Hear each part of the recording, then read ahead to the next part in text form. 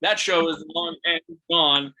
Henry is here with us, our fearless leader of the life groups. Guys, I got to say, it has been months since we've done one of these things. It is so good to see you, Matt. I'm going to start with you, man. I haven't talked to you in a while. How the hell are you?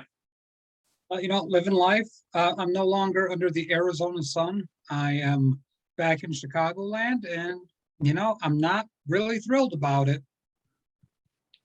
Someone misses the desert after leaving it. That is a bit of a surprise, but the humidity, I tried to tell you that the humidity is no joke once you leave that dry heat. Yeah, it's just a sticky feeling, man.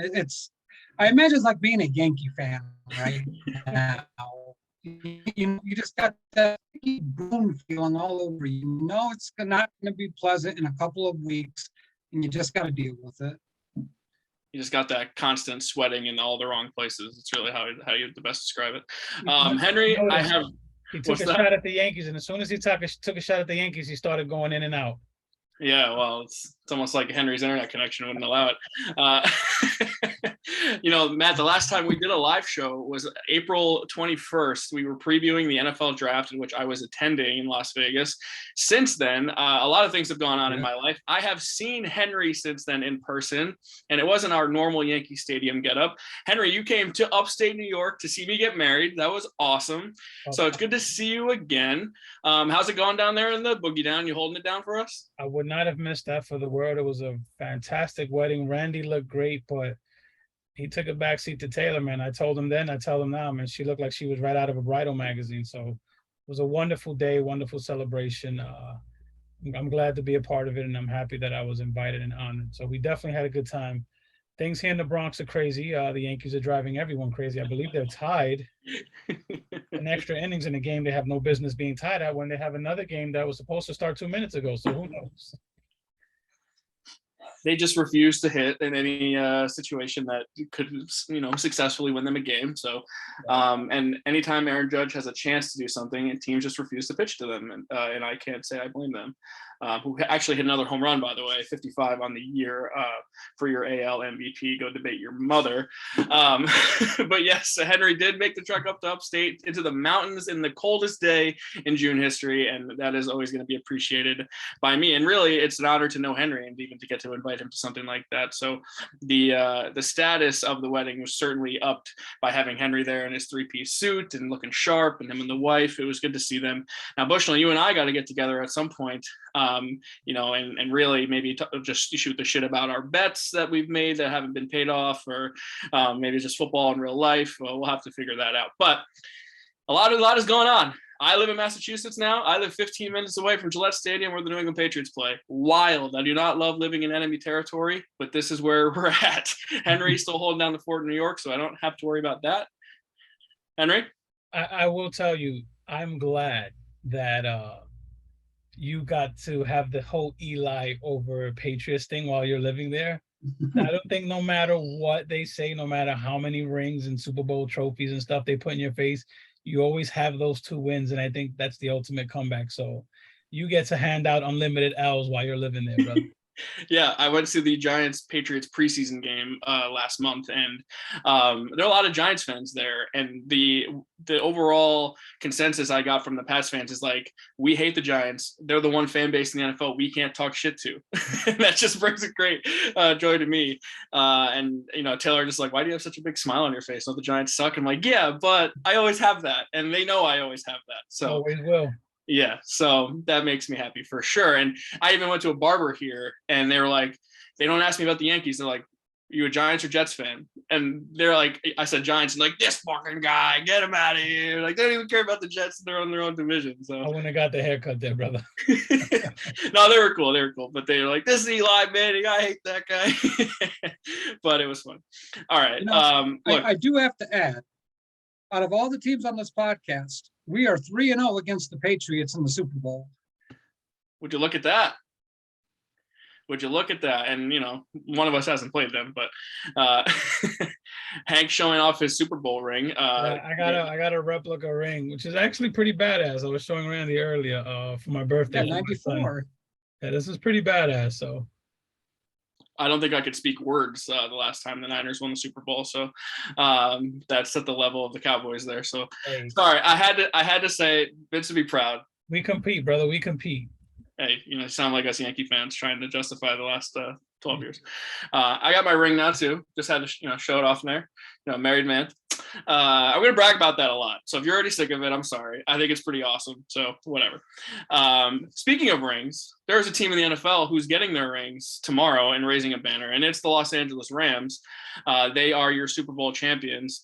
They kick off the NFL season against the Buffalo Bills, the prohibitive favorite to win the Super Bowl in 2022. So guys, let's just get right into it. I am jacked up about the football season finally being here.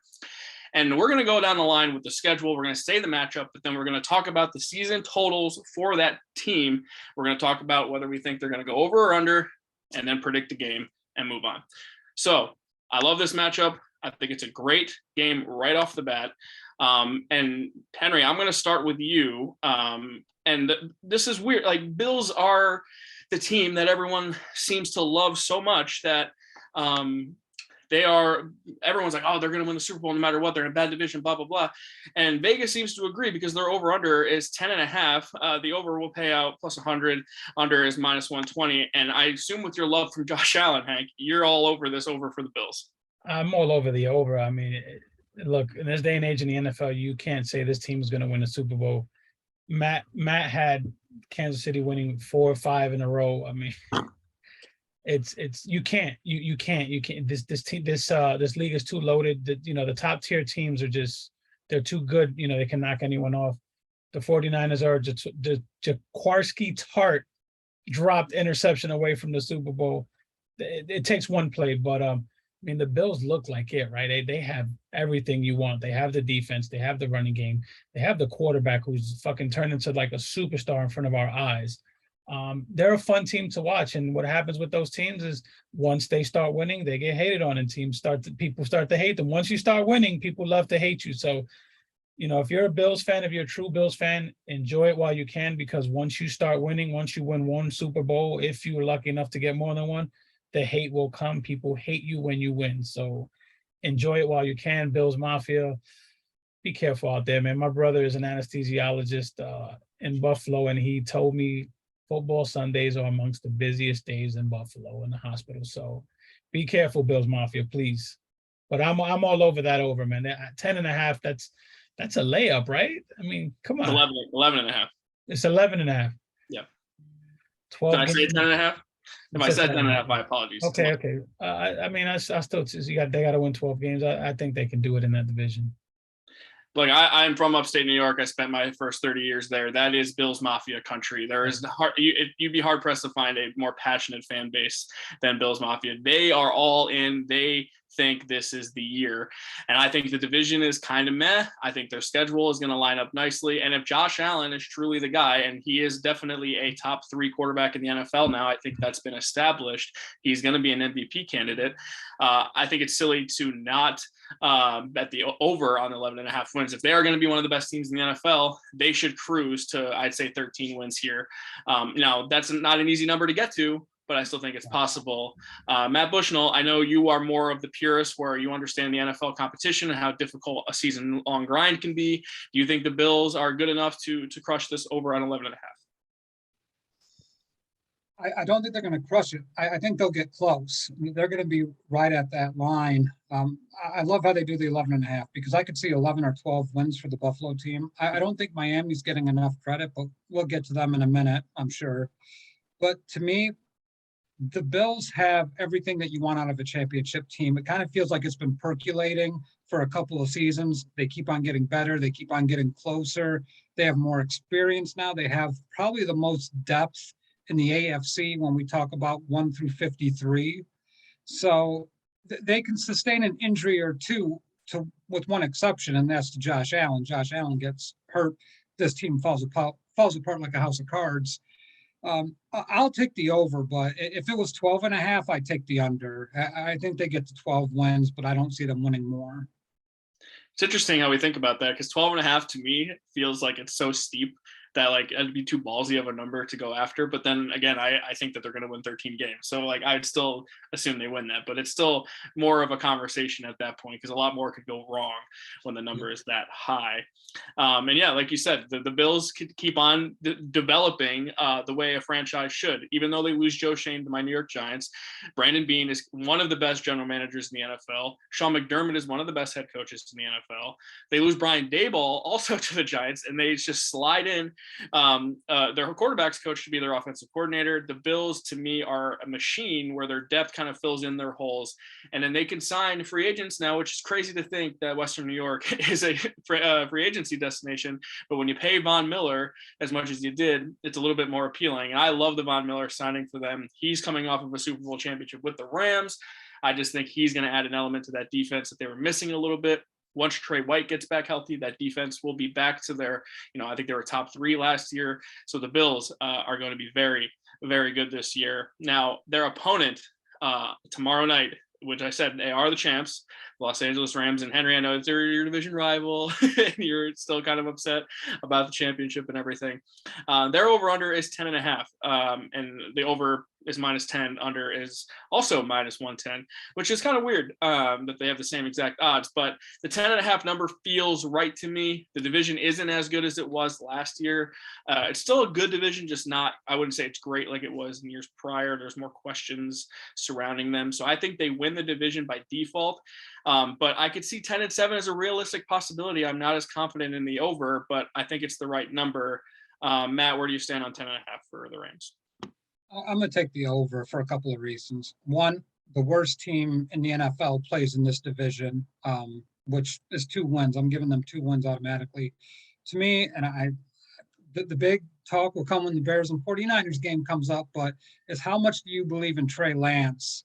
Yeah. If you think he's going to struggle, obviously I'm not sure if you'd be showing that in a few weeks or in a few weeks, we could be looking at Jimmy G as a starter, and I like the San Francisco 49ers a lot more with Jimmy G than I do with Trey Lance. But if you're a believer in Trey Lance, I think you go the under. But if you don't believe in Trey Lance, with the Rams, I take the over, and I'm going to take the over.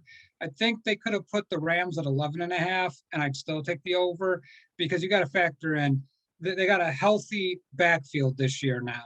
They got their running backs back. We'll see if they stay healthy.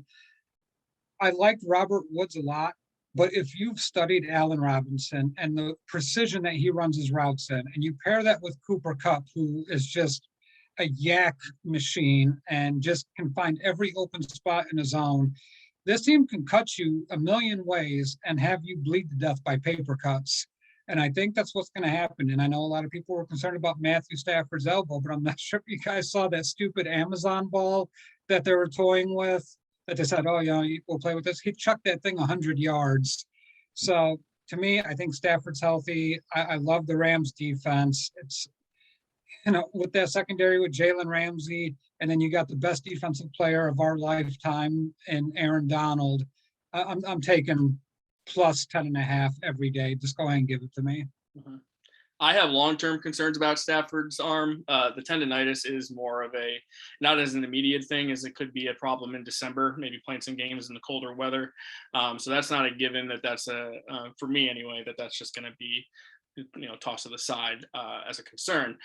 Cam Akers also, I know he came back last year, but the Achilles to me is still something I would be a little, I know he's back, but if he's already back last year, that's an indication that he's fine, but those things typically don't bode well over time either. Now, Henry, for you, 10.5 on the Rams. I know you're probably going to boast about your Niners and have your vote of confidence in them as usual, but as just a football viewer, are you in on the Rams again or not? Oh, you look at the Rams and on paper, those guys are loaded, right? Mm-hmm. I think the Odell loss, man. No one's talking about Odell not signing with a team yet. He's not going to play until November. So. I picked him up in a few fantasy leagues just to have him stashed.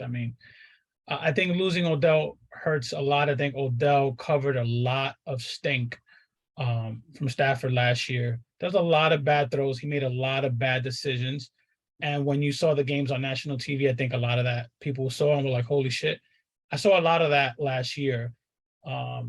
that defense is out of this world. But we see this every year, man. A team goes to the Super Bowl, and one of those two teams always takes a step back. I mean, it's like clockwork. I don't think it's going to be the Bengals this year. I think the Rams are going to be the team to take a step back, whether it be due to injury or just losses that they shouldn't have. I think they take a step back, and I'm going to take the under on that 10.5.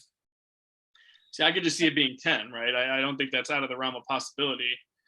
So the under, and then would be a winner. Yeah, and you mentioned Cam Akers, man. I think Tyler put a post up earlier in the day, and I agree with him. Sell early on Cam Akers. I think Cam Akers, it's not a guarantee, man. We don't that guy's not going to be the same when he comes back, and it's not a guarantee that he's going to be the same. So I'm selling high on him if you have him in fantasy, and in real life, don't expect a lot out of him, man. I'm sorry. Well, that's good news for Darrell Henderson Jr. owners then. Give me the under, brother. You see, here's my thing. We talk about Odell covering a lot of stink. Well, they were also without Robert Woods. So Odell kind of had to step up. Now you're replacing Odell and an injured Robert Woods with Allen Robinson, who I would argue is an upgrade over both. I think Allen Robinson's a more complete football player than Odell is at this point. If you're talking New York Giants, Odell Beckham Jr., it's not even a conversation because that's a top 5 wide receiver in the NFL. We're talking Achilles, ACLs, whatever other injuries that he suffered. Allen Robinson's an upgrade over that Odell. And I think when we talk about Stafford's going to have a lot of easy throws to make because these guys are going to be wide open, twisting corners, ankles all over the place. So that's why I think don't sleep on Allen Robinson having a huge fantasy season either. Like, buy him a lot if you can. And Cooper Kupp, I mean, is he going to repeat that season? It's almost impossible to repeat that. I mean, yeah, it's unless he's Jerry Rice, you can't repeat an historic season and just like, oh, he's going to do this every year. No, I mean, listen to me. There's a lot of white wide receivers who are hoping for a repeat of that season. Okay, because we have a lot of great white wide receivers in the league, and we're not used to that. So. But you can't expect that from Cooper Kupp. I think I'm telling you, they take a step back this year, man. It really can't be overstated the impact Cooper Kupp had last year. I think he's a legit MVP candidate. Absolutely. Won MVP of the Super Bowl. When Odell went down, he was the only threat, and the Bengals still could not stop him, which that's a testament to teams were double teaming him, and he was still making the catches. He was still getting open on his routes. I mean, he was something special to watch last season. Absolutely. And to your point about Allen Robinson, I think he's going to make a big difference for them as well, because I just think he's more consistent than Beckham is at this point in time. Beckham is probably more of an elite playmaker and does all these fancy catches and makes up for some of the mistakes that maybe Stafford makes at a higher level than Robinson does, but he's going to make more of the plays on a regular basis that probably Stafford needs more. He's going to be open on slants. He's going to run the precise routes. He's going to be where he needs to be in his spots, and that's going to go a long way, I think, for this offense, especially McVay. It's such a timing-based offense. That's going to go a long way for me. Now let's talk about the matchup. The Bills at the Rams, and this stunned me when I look at the line for this game. The Bills are favored by 2.5 in Los Angeles for this banner-raising ceremony. That is crazy. So automatically for me, I love the Rams getting points at home here, fired up after a championship. I don't know if they win the game, but I'll take those points all day here for this Week 1 matchup. Henry, I'll start with you. What do you think? Bills win, but LA covers. I'm sorry. It feels like such an easy bet, right? Come on. I mean, I know that. I do think the Bills win, and I do think that we get the game that we should get on opening night. I think it's going to be a really good game. Yeah, Matt. I mean, these are two of the best teams in the league playing in Week 1. I mean, this should be a great game. Yeah, I like the matchup a lot. I think it makes a lot of sense. Last year we had Tampa and Dallas, and that was a great game. So I think the trend continues. I'm with you guys. I think it's going to be a great game. I'm going to take the Rams, though. I think the Rams win this. So I like them as an underdog. I bet them heavily. I think the home team has an advantage, especially when you have a East Coast team traveling all the way to the West Coast. It makes a difference. Mm-hmm. I'll say too, not having Tre'Davious White for this game is going to be massive for the Bills, because you're talking about Cooper Kupp and Allen Robinson Week 1. This isn't them at the end of the year carrying the Rams for 15, 16 weeks. This is them fresh. This is going to be a very difficult task for Buffalo. So I do like the Rams in this one. I think it's going to be a close game. I'll say 27-24 LA over the Bills. And it's going to be a great game that comes down to the wire. All right. So kickoff tomorrow, NBC. Can't wait. And then reminder, next Thursday, that's when it becomes Amazon Prime specifically, and that's the Al Michaels games. So if you're, you can still watch tomorrow's game traditionally on NBC, but it's going to go only to the streaming site next week. So, And if you need a place to watch the games, hit me up, people. Hit me up. shameless plug there for our fearless leader, Hank. So, yeah, hit him up. I mean, if you don't want to pay the prices of cable, which I am not going to advertise for since I work for a cable company, but it's an option for sure. Okay, guys. So every Thursday night game is Amazon, correct? Yes, this one you can watch on Amazon. I'm pretty sure too. I mean, look, I think every household has an Amazon Prime account at this point. You get it free. I mean, come on, it's a no-brainer. I don't think all of them are on Amazon Prime though. I think it goes until like week 8 or 9. Oh, really? Okay. Yeah, I don't think it goes all season long. Okay. I'll have to look into that. Yeah, so just be on the lookout if you can't find the Thursday game. Maybe log into your Prime account. All right, guys, let's go to Sunday. I cannot wait for Red Zone to see Scott Hanson again. I miss him. All 5 of my fantasy teams are set. The picks have been made. I'm just ready to feed my face and drink some beers and enjoy football. I cannot wait. Did you say 5? Sorry? You said 5 fantasy teams? 5 fantasy teams. Ooh. That's the typical year for me. I can't do any more than 5, and honestly, 5 is probably one too many. I'm at 3, and one of them being your league, which is a pretty deep league. So yeah, I run a 14-team league. It's pretty competitive. Yeah. And then I'm in another 14-teamer, and then 3 other 12s. It's just a lot to keep track of, and it's a lot of guys on different teams, and you're facing guys that you have in other teams. It's a big mess. But before the season, you get yourself all into it, and you love it. And you can't get enough. All right, so the first game we're going to talk about in this early window. Would you like to go ahead? I'm sorry. Can you? My shit came on here. Okay. We're going to start about the early games on Sunday. It's 1:00 games. You got the red zone on. Hanson's ready to go. We're going to talk about an NFC South matchup here, and it's going to be the Saints and it's the Falcons. Now, these are 2 very interesting teams. Obviously, both in the division, both in different stages of their existence, I would say. So I'm going to start with the Falcons. Matt, I'm going to start with you. Considered to be one of the worst teams in the NFL this year, rolling out Marcus Mariota at quarterback. The post Matt Ryan era has begun. Their over/under on the season is 4.5. Are they really going to be that bad? I mean, the division's not that good. I don't know. I mean, I guess, if they're all the Falcons, they could be a dumpster fire. But wow, that's a low number. Yeah, it is a low number. And I really like this team. I think I had them second in the NFC South. So much little I know about them. But offensively, I love what they do. You got Drake London now to pair with Kyle Pitts. And sometimes Matt Ryan kind of felt like wanting more.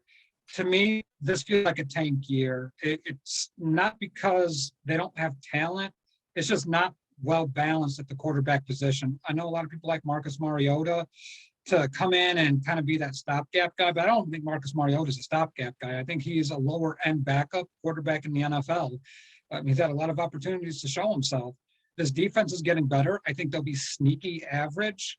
They'll creep up on a couple of people. But outside of Drake London and Kyle Pitts, there's not a lot of talent that wows you or thinks that, this guy has potential to be a solid number 2. They need help with the receiver position still, and they need help with the running back position. The offensive line's okay. You can win with this offensive line. But defensively, I think it's too steep of a hill to climb. And to me, I'm going to hammer the under on here. Finish over 4.5. I'm going to take in 14. I think you're going to see the rookie from Cincy in this team at some point this year for sure. I mean, Mariota feels like a guy who's going to get hurt at some point, and you're going to get, I think, Spencer Rattler is his name. He looked good in the preseason, so he could be the guy in the future of them. So I expect to see him, and this could be your classic developmental year for a young quarterback, and that way it could just be a wash. And I do like Arthur Smith as a head coach. Like you said, I like Kyle Pitts, and I like Drake London. They obviously picked him as the first wide receiver in the draft, And then next year, you're going to get Calvin Ridley back, who is suspended for the entire season for gambling for some stupid reason. There are plenty of other guys in the league not suspended for doing way worse things, and we'll get to Cleveland in a little bit. But Calvin Ridley can't play football this year, so that hurts the Falcons' offense for quite a bit. But 4.5, Henry, you're looking at -120 for the over and +100 for the under, and the under is juicy enough for me just to take a flyer on it. Yeah, this is a layup. I mean, so I'm in a suicide league, right? Mm-hmm. And the first week you have to take 2 teams, and Thanksgiving weekend you have to take 2 teams. Okay. One of my 2 teams is the Saints. I think this is probably one of the few weeks where you can take the Saints in a suicide pool. It wouldn't shock me if they're the overwhelming favorite that people choose. I think the Falcons this year is that team that you kind of follow if you're in a suicide pool, and that's the team you pick against. Yeah. I don't like anything about the Falcons. Yeah, you have Kyle Pitts. I get it. Jameis Winston for the Saints. I think he can just have a very sneaky good year. A lot of garbage fantasy points. If you're a fantasy player, he may be a good deep, sleeper for you, but the Saints are going to be so-so. The Falcons are going to be absolute trash. They will be at the bottom of the barrel with the Giants, with the Bears and the other teams, with the Seahawks of the world. I'm teasing Matt, which he can't respond because he's kind of frozen right now, so that's even better. But yeah, if you got anybody going against the Falcons, just choose the other team. I think this is going to be a blowout too. You'll probably see the Saints drop 30+ points, and I'd be shocked if the Falcons scored 14. So I was considering the Saints for my survivor pool. I ultimately went with the Ravens. I can still have time to change it. You might have swayed me a little bit, but division games I try to stay away from, especially in week 1. I get it, but I mean, if you look at the Saints schedule, there's not a lot of games that you're going to look at them and say, this is the week I picked them. And to me, this is that week for them. Yeah. And I like the Saints quite a bit. And I think Vegas gave you a wonderful number here. The Saints on the season over-under is 8.5. And the 8.5, the over is -130 and the under is +110. Look, So I think around 500. I think the division is kind of booty. The Bucks are obviously the team everyone's going to choose, but it wouldn't shock me if the Saints won this division. So for me, the over on the Saints feels right, and I think that they're going to cruise to 10 wins in that division. Henry, I don't know what you think, but really, if Jameis comes back. Normal. I think they're a lock to be a wild card team in the NFC because I think the NFC is super weak, and I just think the Saints have a good roster. So even with Jameis, I could see them playing for a wild card. I just don't. I don't know if I can get behind them winning 10 games, man. All right, so 8.5. You don't like it as much? I don't. Okay. Matt Bushnell, I guess you're the decider here. 8.5 for New Orleans. It's a big number for this football team. I think their defense has gotten worse. Offensively, this Alvin Kamara situation that's kind of hanging over the head. They don't know where they're going to pursue it. Apparently, there's some misconduct allegations against him. So to me, it's whether you trust Jameis Winston. I will say this. I thought they drafted the best wide receiver in this year's draft in Chris Olave. He's the most precise route runner. He's going to make a difference along with Michael Thomas. And if nothing happens to Kamara, it's almost like Winston has too many weapons to fail. It's kind of like a similar situation we saw in Tampa Bay where he did throw 30 touchdown passes and 30 interceptions, but he had weapons and it was a competitive football team to a certain point. To me, it feels a lot kind of like that opportunity. I think the 8.5 is a perfect number, and Vegas is going to make money off of this one way or the other. And to me, I'm going to take the over. I think they get to 9 wins just because of how bad Atlanta is, and Carolina will be as well. So I think by default, New Orleans will be the second place team in this division. Therefore, I think they get the over. I mean, they have owned Tampa since Brady has been there too. I mean, I know that, Peyton's not there anymore, but it really has been the defense that has gotten to the Bucks. So to me, even if they split with Tampa, that's 5 wins just in their division alone. So I love the over for them, and I love the offense. If Michael Thomas can come back to form with Kamara, like you said, I love Olave. He's so smooth. And then Jarvis Landry, no one even mentions, but he's their third slot. He's a slot receiver there that I think can make a little bit of a difference as well. Obviously, didn't go well in Cleveland, but I like that the offensive situation for him. I think losing Sean Payton is a little bit of a knock for me. I'm not taking that lightly. I think Sean Payton is a hell of a coach, but I do think the Saints are good enough, especially in a really bad NFC. Like we're going to go down the line. The NFC is not very good. That they're good enough to make a playoff spot, and not even necessarily win the division, which I don't hate that either. But I do think that they're good enough to make the postseason. So for this matchup in particular, you got Saints at Falcons, New Orleans favored by 5.5. And I'm Henry. I'm sure you already kind of explained it, but give me New Orleans all day at that number. Yeah. Matt, you. I'm sorry, what was that? The Saints are getting 5.5 in Atlanta. You like the Saints there? I'll take the Falcons to cover the Saints to win. Wow. All right. So that's what I mean. Competitive football early on, divisional game. I don't hate that. You just don't know. It's week 1. Blowout. Arthur All right. Smith is too good of a coach. I will say that. I like Arthur Smith, and that's the X factor. I do like Arthur Smith quite a bit as well. So I'm with you on that part of it. All right, let's go to another divisional matchup to start off the year in another early game. It is the Cincinnati Bengals taking on the Pittsburgh Steelers at Ashurian Stadium. Actually, no, it is in Cincinnati. I lied. It's going to be down there in southern Ohio, Matt's favorite place in the world. He's going to go get some Skyline chili to celebrate. But the AFC representative for the Super Bowl is back, and I think the Bengals are a much improved football team on top of it. Look, the AFC North should be an interesting division this year, and I think the Bengals, which I don't think anyone saw happening last year, could be the cream of the crop of it. The over/under on the season for the Bengals sits at 9.5. I think it's a good number, but you're coming off of a team making the Super Bowl. I understand the narrative surrounding teams that lose the Super Bowl, how they fall off a cliff, but I think the Bengals got better. I think they improved their offensive line. I think they made improvements on the defensive side of the ball, and their offense, if all things clicking, they're a wagon. So Matt, 9.5 for the Bengals on the season. What do you think? This is my biggest shock of the whole season will be right here. They're going to go under. Wow. Yep. I think when we take a look at that division, I like Pittsburgh a lot. I like Baltimore a lot. And Cleveland, when Watson comes back, it kind of transforms that team a little bit. I'm not sure how good Watson will be, and that's a different story for different times. But with Cincinnati, I still worry about Burrow always looking for the big play. And keep in mind, the thing that bothers me, they should have never been in the Super Bowl. And there's 10 different ways the Chiefs should have won that game, but they didn't.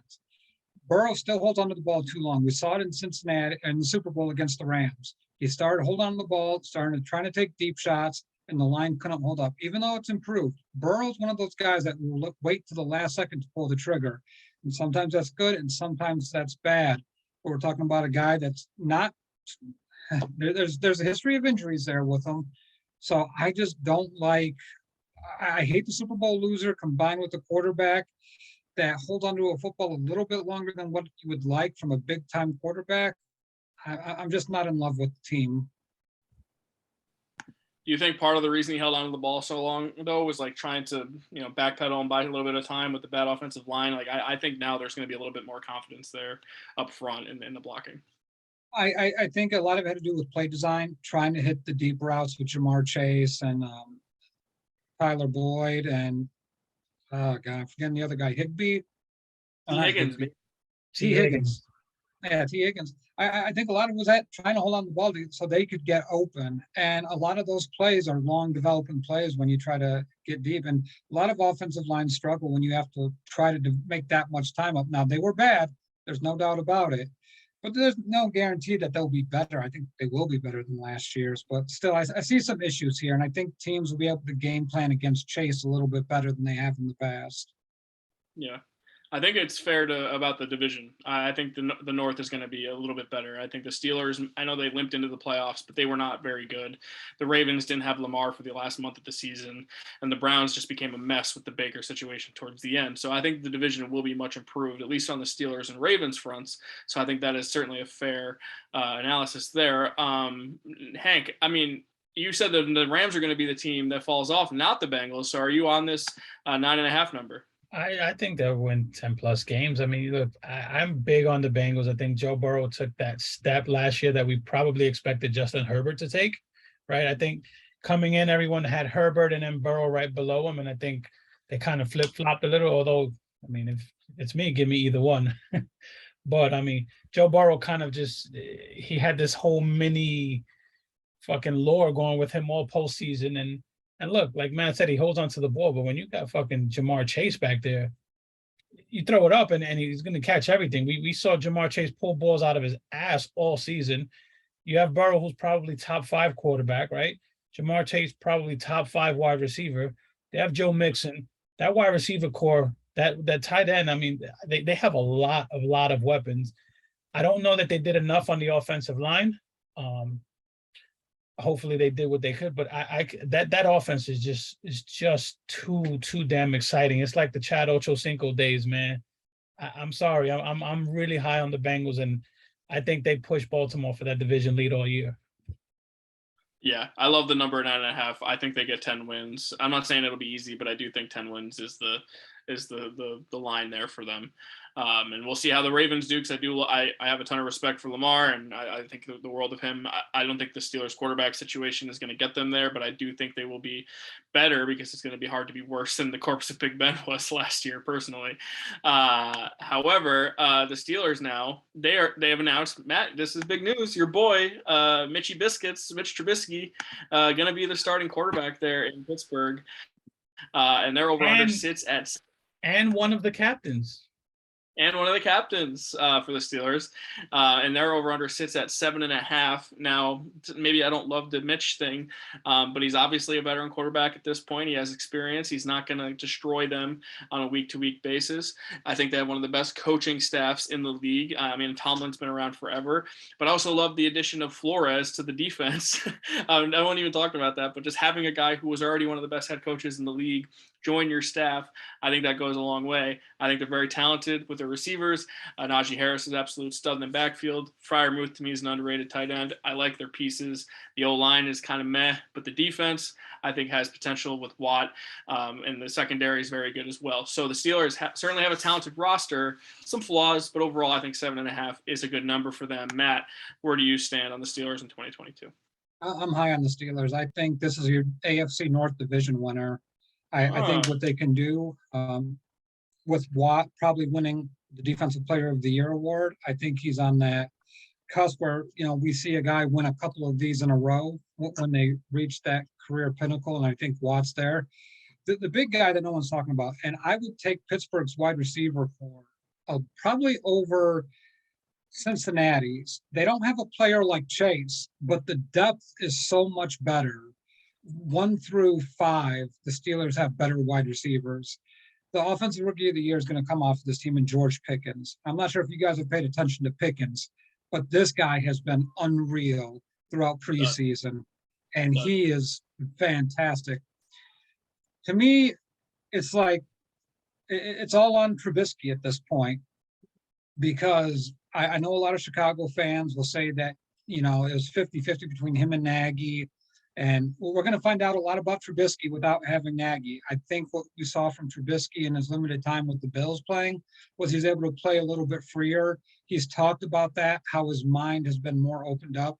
And where in Chicago, he had to throw it to a specific guy. Like, he couldn't make that decision. It was already pre-planned out. You throw to this guy at this depth, that's it. Don't throw it to anybody else.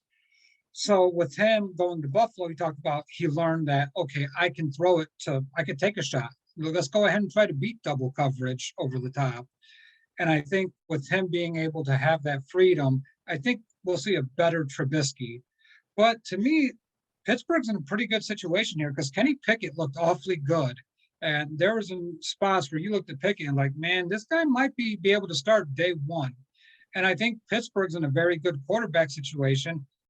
Biggest thing with Pittsburgh is their offensive line. It feels like this is the division that we talk about. We hammer home it's black and blue. They play each other tough. But we talked about the Bengals, and now we talk about the Steelers. And the same issue plagues both these teams, and that the offensive line is poor for both these teams. And the Steelers are going to have to shore that up, but I don't think they did enough either. But I like Pittsburgh with the over. I think they end up with 11 wins this year. Wow, 11 wins. So our friend Leon Tompkins in the comments asks, Pickett starts before or after week 8, and if they're as competitive as you say they are, there's no way they bench Mitch for Pickett that early, right? Yes and no. I think Tomlin has the cachet to do it if he wants to. And it just depends how they look. Their defense is good enough to carry them a couple of wins. If they don't like what they see out of Mitch, but they're still winning football games, they could go to Pickett. That defense is that good. I think it's important to know too, Mason Rudolph was higher on the depth chart than Pickett, but I think that's just a formality. I don't think that really means much. I think Henry, Pickett's number 2 now, isn't he? he Yeah. might have been. I know He is number 2. Yeah. Okay, it was Rudolph at first. All right, so yeah, maybe Pickett will be in there eventually. Henry, 7.5 for the Steelers. What do you make of that number? And Leon's question: when do you think Pickett gets to start, if at all? So this is one of those spots where I think, first of all, I think Matt, being back in the Chicago area, probably got his hands on some recreational marijuana by saying he takes the Steelers wide receivers over the Bengals. He is smoking, eating edibles, drinking, because there's no way I'm taking the Pittsburgh Steelers wide receiving core over the Bengals. You're nuts. Deontay Johnson, Chase Claypool. I like George Pickens. I'm not taking that over. I'm not taking that over. Where we got Chase, Higgins, Boyd, and then you have Hayden Hurst. No way. No way. Not doing I like it, Pittsburgh's better overall. I'll give you Chase. Chase is the best out of all of them by a mile. Chase may be the best wide receiver at the end of the year. Yeah. I do think that division is tough. I think, they're going to steal a lot of wins from one another. What was the over under 7.5? You said 7.5. I mean, my gut wants to say 8, 9s. I'll go over, but I think that division is definitely going to be tougher than everyone thinks. I still think Cincinnati. I'm taking Cincinnati to win that division. Well, we'll get to the predictions in a little bit, but sorry, I'm excited, man. It's been a long time. Sorry. Hey, that's okay. That's okay. Some of our predictions have already been known in this pod, so we can get through those quicker. Where I'm going. So, okay, Mike Tomlin has never had a losing record in his tenure as Steelers head coach. He's never been below 500. He's been 8-8 or better every year since 2007 or whatever year it was that he became coach. That's going to continue. I just don't think they're going to be a great team. So I think they're going to go 9-8, and that way I take the over on the 7.5. So I just think Tomlin is too good of a coach to let this flop. I don't care who the quarterback is. He's going to find a way to win some games, even if it's ugly. He's going to find a way. By the way, Randy, good mention on Brian Flores. I think he's going to make a hell of a difference, and he's only there 1 year before he gets another job. 100%. He's going to get a job very quickly again next year. Now, this game, the Bengals and Steelers, this line is pretty big, surprisingly. It's the Bengals -6.5 at home. I know that everyone's in on the Bengals and everything, but that's a big number for a division rival for a Steelers team that's not bad. And to me, it's not – I don't get how this line is bigger than the Saints and Falcons line. So I have to take the points here and think the Steelers cover. I'll say the Bengals win, but the Steelers cover. Henry, what do you think? I'm with you. Close game. I'm thinking this might be a field goal game. Matt? I'm taking the Steelers to win. I got the Steelers 27-26. Is Burrow still dealing with the appendicitis issue? I don't know. It's a good call, though. TJ Watt. I am not sure. Yeah, I'm not sure. I'll have to – someone in the comments if you want to look that up and let us know. TJ Watt may give him another one. Oh, boy. TJ Watt owes Nick Foles.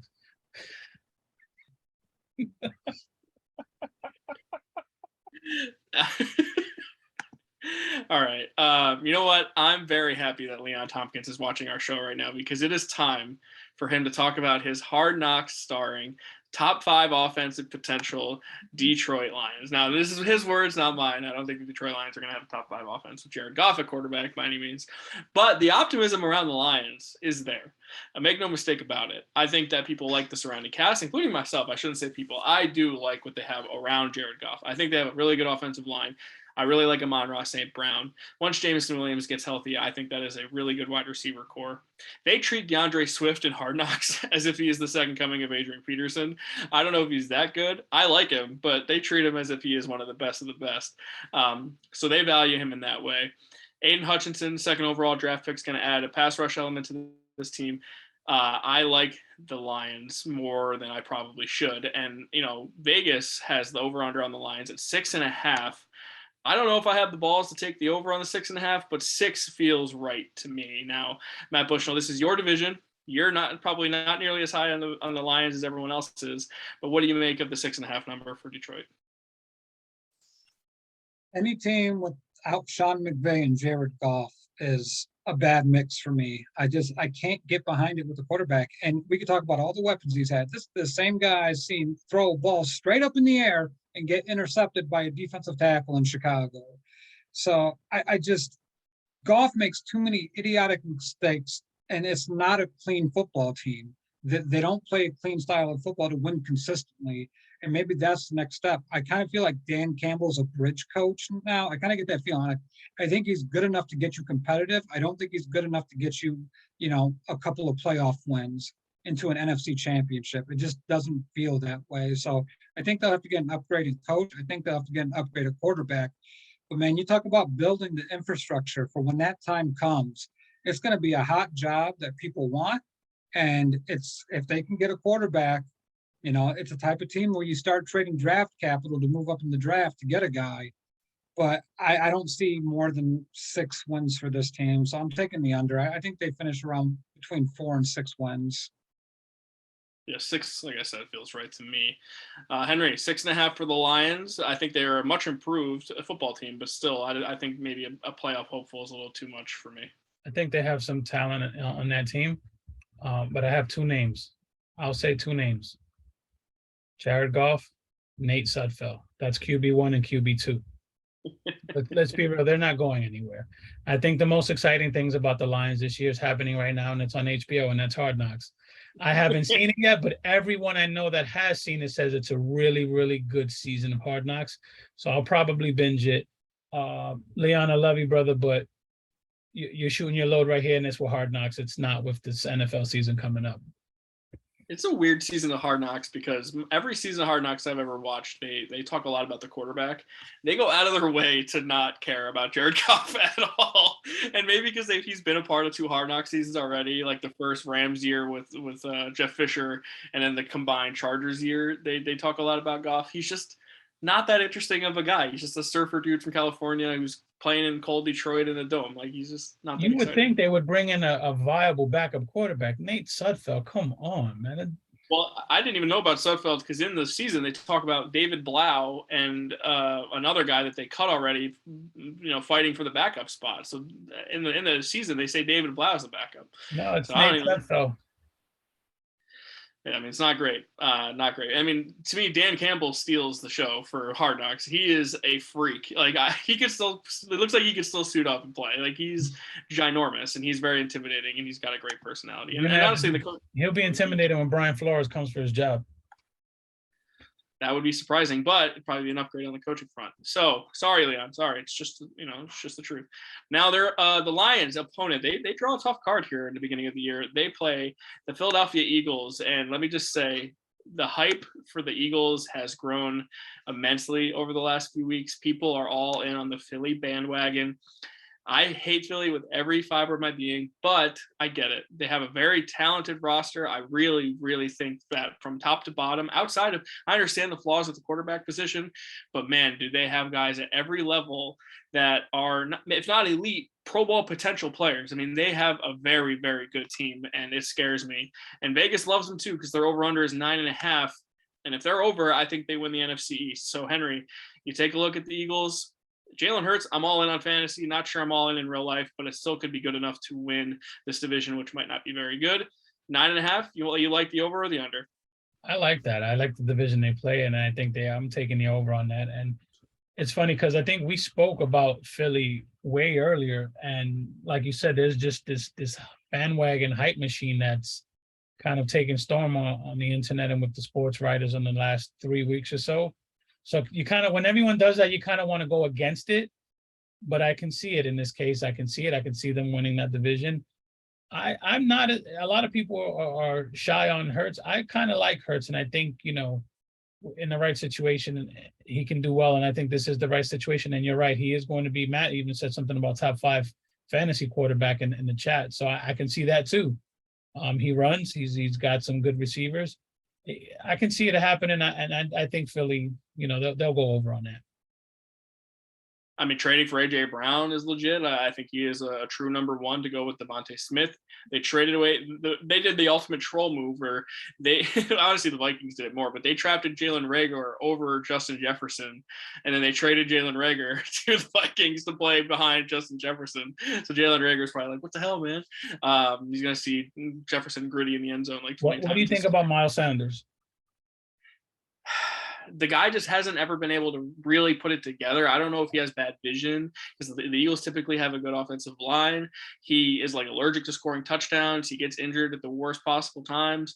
I don't know what to make of the guy, to be honest with you. I'm glad because I feel like his name is bigger than what you're getting from him. Like, you know what you can get from him, but what you actually get from him, it's not there. And I feel like they need another running back there. I think between him and Gainwell, and they had Boston Scott, who always kills the Giants for some whatever stupid reason, and then Hurts, like their rushing attack is. They also awesome. Picked up 49er boss Trey Sermon. Did they? All right. That's it. That's interesting. So the Eagles are very interesting to me, and Miles Sanders is a guy I stay away from in fantasy. He always falls for a reason. Mm-hmm. Just let him fall. Don't be the guy that takes him. You're gonna be very frustrated. Matt Bushnell, you already kind of made your thoughts known on this in one of our group chats today, but 9.5 for Philly. The over is a minus 145. The under is plus 125. I can't imagine any scenario where you're taking the under on them. No, I'm taking the over on the Eagles. And the biggest is not even the AJ Brown. It's what they got going on with defense. I love their defense, and I think that's getting underplayed here. They're going to be able to hold teams in that division to under 20 points a game, probably 17 points a game under that as well. But offensively, you take a look at it, and it's just how stubborn is Sirianni going to be with Sanders? Like, do you want to play him? Because I think with running backs, we talk about all the time. I mean, you can find one. It's not a position where you go into a season like, oh, man, I don't have a running back.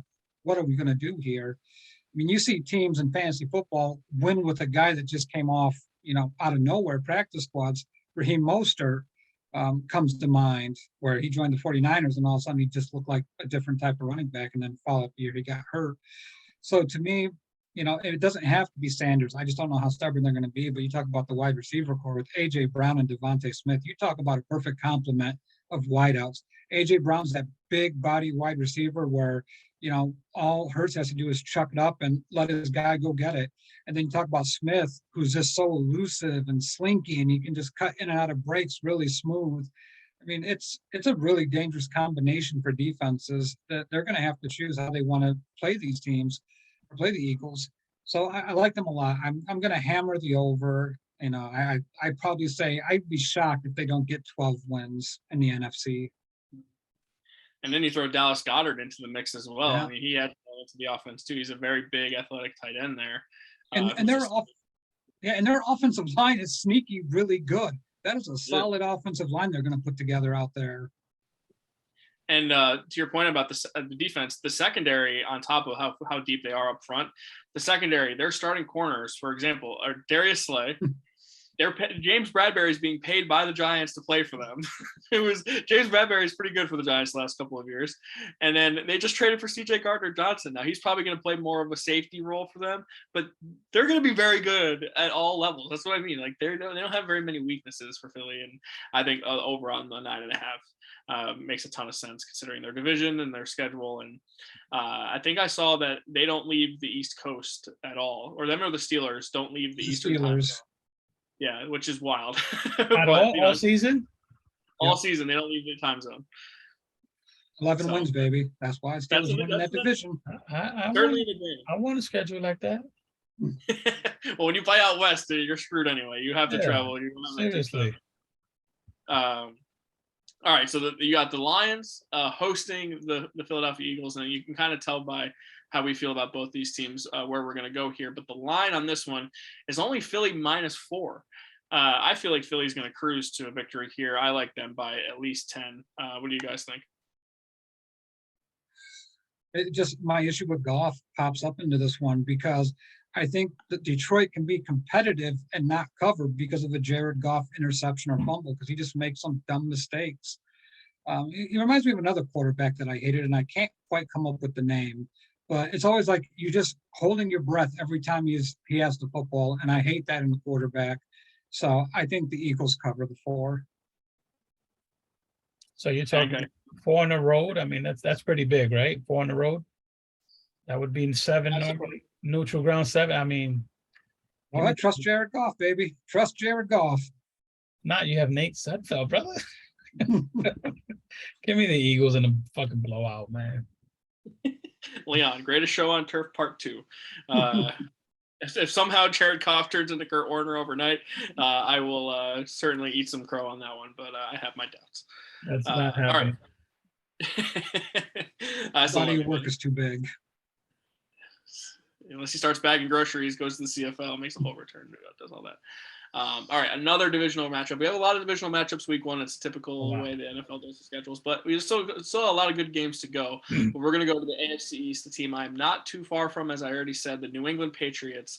Now, I have worked in New England now for about 4 or 5 months, and I have never in my life heard Patriots fans talk the way they have talked this offseason. And I just got to say, if you're a Patriots fan in this group and you're listening to this podcast, welcome to football fandom that the rest of us have had to experience. The fairy tale is over. Brady's gone. You're not winning any more Super Bowls anytime soon. It's done. Welcome and to football purgatory. This is what it's like. You go into a season, you're trying to talk yourself into it, but you know you don't really have that much confidence in what's actually about to happen. So the New England Patriots open their season in Miami against the Dolphins. And for a season total, Vegas has the Pats at 8.5. Now, Henry, I'll start with you first, but my first thought when it comes to the Patriots is that their offensive coordinator is a combination of Matt Patricia and Joe Judge. I'm taking that under, and I'm not even thinking twice about it. I'm with you. I'm with you. I still don't know what to expect from Mac Jones, right? He was kind of babied and coddled and and carried all season. I mean, he made the throws he needed to make, but they weren't big throws. Let's call them the Jimmy G throws, Yeah. I'm not buying this team this year. I can't do it. I don't like their running game. Damian Harris, I'm not a fan of. I know a lot of people like him. I am not a fan of him. I'm not feeling the Patriots. Everyone is high on the Dolphins. I don't want to like the Dolphins because I don't like the way they did Brian Flores. But, they go ahead and they bring my man Mike McDaniel along, and then they have all that talent in the world. I kind of like the Dolphins this year, man. I'm digging the Dolphins. I think they're going to make some strides. This is a big year for Tua, right? Like, tank for Tua. Like, we need to see something out of this guy, and I don't know if he's going to underthrow Tyreek Hill. What the over-under should be is how many times he's going to underthrow Tyreek Hill. So let's see. I like the Dolphins in this game. I like the Dolphins during the season. But The Dolphins over-under, I'll just get right into it with you, Hank. It's 8.5. Same as the Pats number. they play in the division with the Jets, right? Yes, they do. So I'll take the over on that. All right, Matt. So Henry's taking the Dolphins all over across the board here. But let me get your thoughts on the Patriots first, because I cannot believe Bill Belichick is putting his young quarterback in this situation. Now, despite what you think about Mac Jones, and I think he's pretty limited, they are not putting him in a situation to succeed at all. I've never seen anything like it. It's almost self-sabotage at this point. I'm sorry. All I hear on national TV is what the Bears did to Justin Fields, and everyone just ignores the Patriots. I would argue the Patriots are in a worse spot than the Bears are this year. And I'm going to give you a couple examples as to why. Tell me, can you name 2 of their wide receivers without looking it up? Kobe Myers and Devontae Parker. That's only because you live there. But besides the point. I would have guessed the same 2. One, because there's a running Jacoby and Myers joke in New York where he's named after a law firm, and Devontae Parker because he's Devontae Parker. But yeah, I would have guessed the same 2. I mean, look, it's not a very talented football team at the end of the day when it comes to skill position players. It's like, all right, we're just going to rely on our defense. But your defense isn't that great either. And I think that's some things that people are ignoring, because if you remember last year when the old try-hard Patriots played Josh Allen in the high-octane Buffalo Bills, we saw 6 straight touchdowns before the Patriots were able to put a point on the board. Yeah. They played twice in the last 3 weeks, one in New England in the playoff game. I don't think the Bills punted more than once. Yeah. So There's nothing to hang your hat on here. The Patriots, I don't know how it's going to play for the Jets, and we can get to the Jets. That's a confusing situation. That's been a confusing situation in New York for a long time, or New Jersey, depending on how you want to look at it. To me, I'm taking the under. I don't see the Pats getting to 8 wins. I don't see the Pats getting to 7 wins. I would be shocked if they can string together enough good performances to get to 6 wins, because you're talking about an offense with incredibly dumb concepts. And I'm going to plug JT O'Sullivan's quarterback school here. He did a breakdown of Mac Jones and the Patriots, their last preseason game. No separation. There was nobody open. And it's like they're relying on Mac Jones to be an athlete. That wasn't the quarterback coming out of the draft. That was going to be the athlete. He wasn't that guy. So I don't know. It's almost like Bill Belichick is in the stubborn phase. Well, I can win with anything. Well, keep in mind, even Tom Brady had Gronk, and he had Randy Moss, Wes Welker, Julian Edelman. I mean, those were decent enough weapons to get by. And Tom Brady was just a next level quarterback. Mac Jones isn't Brady. And none of those guys on that offensive team will be on this team. I'll go as far as to say this. There's not a player on this Patriots roster that will be on the team when the Patriots win another Super Bowl. Yeah, I agree with you. And it's crazy I'm giving credit to Josh McDaniels, but at least they had a system when he was there. Yeah. They don't have anything right now. It's crazy. They're relying on Mac Jones to have almost Josh Allen's arm strength, and he just doesn't. No. He's forcing balls into windows that he cannot actually get the ball to. So I think they're just setting themselves up for failure big I time. actually forgot they have Nelson Aguilar. Jeez. They paid Aguilar and Kendrick Bourne a lot of money in the offseason last year, along with Hunter Henry and Johnny Smith. So I'm a fan of Kendrick Bourne, but that's, more sentimental reasons, not a football player. Kendrick Bourne's a dime a dozen in this league. For sure. Matt, now I want to get your thoughts on the Dolphins, also at 8.5. They add Tyreek Hill. Mike McDaniel is the head coach now. I think that they were going to originally try to use Hill like Debo, like the Niners used Debo last year. I don't think it's the worst plan ever, but I also think it's a recipe to get Tyreek Hill a little hurt. I don't know. I don't necessarily love the game plan with him. I don't think he's built quite like Debo is built. But overall, I like the Dolphins roster. I think they have a talented defense. But the question remains at the quarterback position, is Tua Tagovailoa a guy you can trust? And, for me, I'm not that confident, to be honest. I would have felt a lot better if it wasn't that late season game where it's like they kept on pushing and he started making strides. And I'm like, I'm starting to buy Tua stock a little bit. And then he lays an absolute egg. Just a terrible performance in a game that they had to win. This may be one of the top 3 most talented teams in the NFL. I mean, Jalen Waddle, Tyreek Hill, Mike Gesicki, and they got weapons. And then the offensive line is really, really good. And then that defense is almost like a no-name defense because they are excellent. But when you talk about the quarterback position, it kind of feels like, how can I say the things about Detroit that I said about Detroit if I can't say the same things about Miami that I'm about to say about Miami? I think they get over just because I think the Patriots and the Jets are going to be that bad of a football team that they're going to trot out there. And I think the Dolphins have an okay enough schedule to chalk up some easy wins here. It's not the NFC, but I think the Dolphins get to 9 or 10 wins before the season's over with. Yeah, I'm going to go over on Miami, but I think it's literally 9. I don't see it being any more than that. They don't feel like a 10-win team to me. Two things real quick. You left out Chase Edmonds. I love him. Yep. And too. I didn't realize Teddy Bridgewater was their backup, and I think I really like that. Yeah, your boy Mostert's going to be the backup too. Yeah. And I'm saying Bridgewater's going to back up too, and I really like that. Teddy's good enough to get you to a dance, but he ain't bringing anybody home with him. Yeah. They also signed the tackle from the Saints too, Armstead. Yeah. So the offensive line is going to be much improved too, as long as that guy can stay healthy. I know he had injury concerns in the past. All right, so we got the Pats in Miami. They historically play terrible in Miami, but I wonder how much Brian Flores had to do with that. I think he's the one Belichick disciple that is actually a competent coach. So I think that had some kind of impact. But we got Miami favored by 3. I'm going to take Miami just because I think this Pats offense is an absolute disaster. And I think Miami's going to turn the ball over a few times. And I think they win by 6 maybe. But I'm gonna take Miami and they cover here. So Matt, what do you think? Yeah, I like Miami in a blowout. I could see Miami putting up 30 points this game, kind of make a statement early on. So give me Miami 30, Patriots 17. Hank? I'm going the exact same score, 30-17.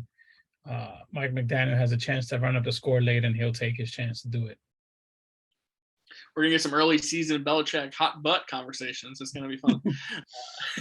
Maybe first time ever. Belichick's on the hot seat. He is almost 70 now, so we could be approaching the end for one of the best to ever do it. All right, and staying in the division in the AFC East, we got the New York Jets playing their home game in New Jersey at MetLife Stadium, welcoming in the Baltimore Ravens. Now, Henry, maybe you could speak to this better than me, but Sunday is 9/11, so I personally love that at least one of the teams gets to play a home game in New York and honor that day 21 years later. So maybe the Jets will do a nice job with that. I would rather the Giants, because I trust them to do a better job with something like this. They do nostalgia and history better than the Jets do, but I think this is something that not even the Jets could screw up. Maybe I'm giving them too much credit. I don't know. But as far as the football game, Flacco is starting, and we can talk about that. However, Hank, we'll get into the over/under for the Jets. 5.5 for the over/under, and it's interesting because if you look at the schedule, for a last place schedule, it is one of the most difficult ones I've seen for a team this bad. It's crazy how many difficult games they have. I think the Giants and the Jets are gonna race for the back pages of the New York sports, and not for good reasons. I think one team's going to be bad. I think one team's going to be worse.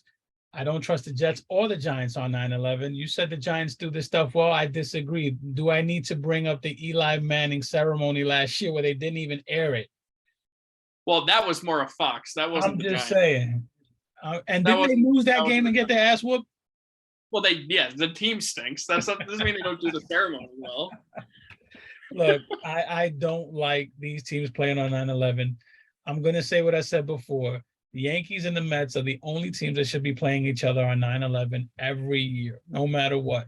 Baseball brought the city back. It's going to always be baseball. Those two teams should always play on 9/11 with the FDNY and the NYPD caps. That's what should happen. The Jets, I'm sure they'll do. They do ceremonies well, so they're going to do a nice ceremony. They're going to honor it. Fans are going to always respect it. Then the game is going to start, and they're going to get their asses absolutely handed to them. That's what's going to happen. Okay, all the old women who came out to see my man Zach Wilson, they're not going to be there because Zach Wilson. So all these old MILFs are not going to be in the stands. Everybody's going home early. This is going to be an ass whooping, an absolute ass whooping. Like I said, it's a battle of the back pages. Who gets their asses handed to them worse in the first week, the Giants or the Jets? That's the story.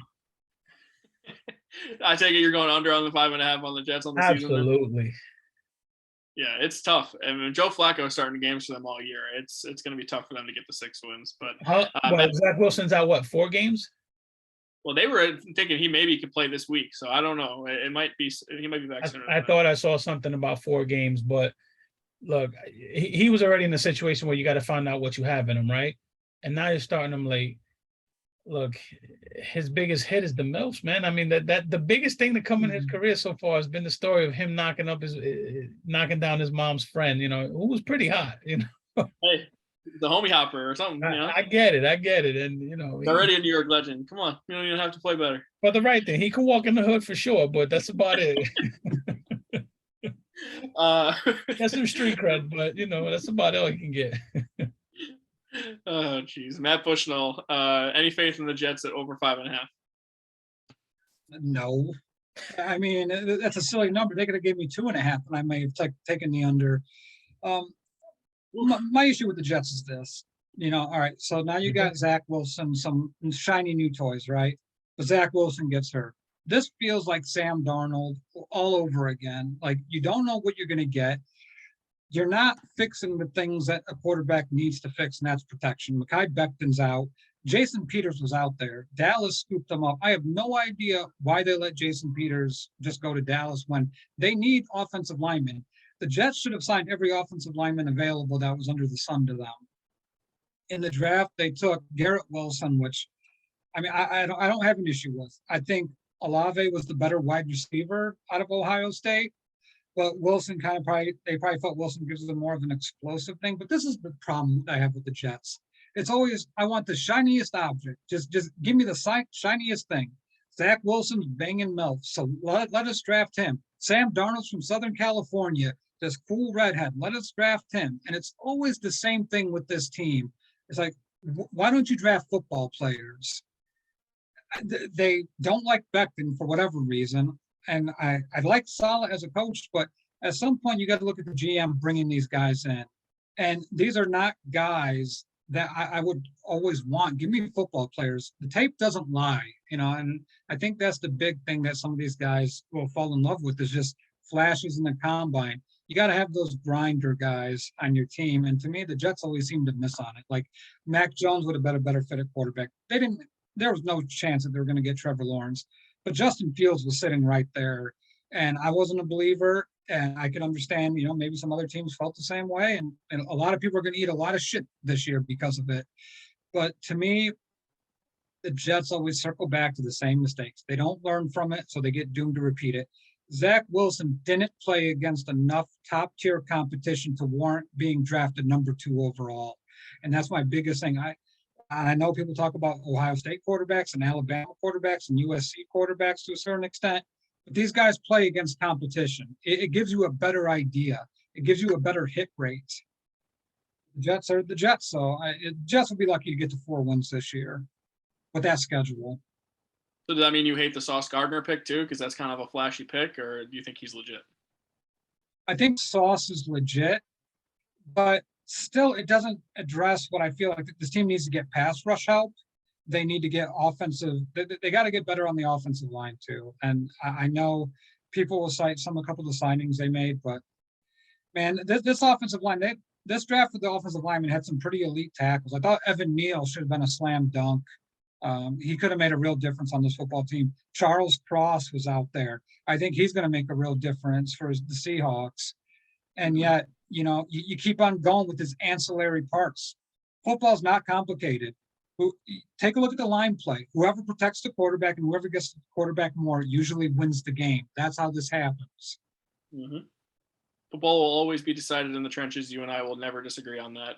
However, it changes with the passing. It's still all about what goes on in the middle of the field there. So, before you continue, who's starting at D tackle for the Jets on the left side? Is it Quinnen Williams? Solomon Thomas. Oh, fuck. Well, they also have Lawson coming back, who was out for the year last year, who's going to rush the passer. So, yeah. Solomon Thomas, whatever.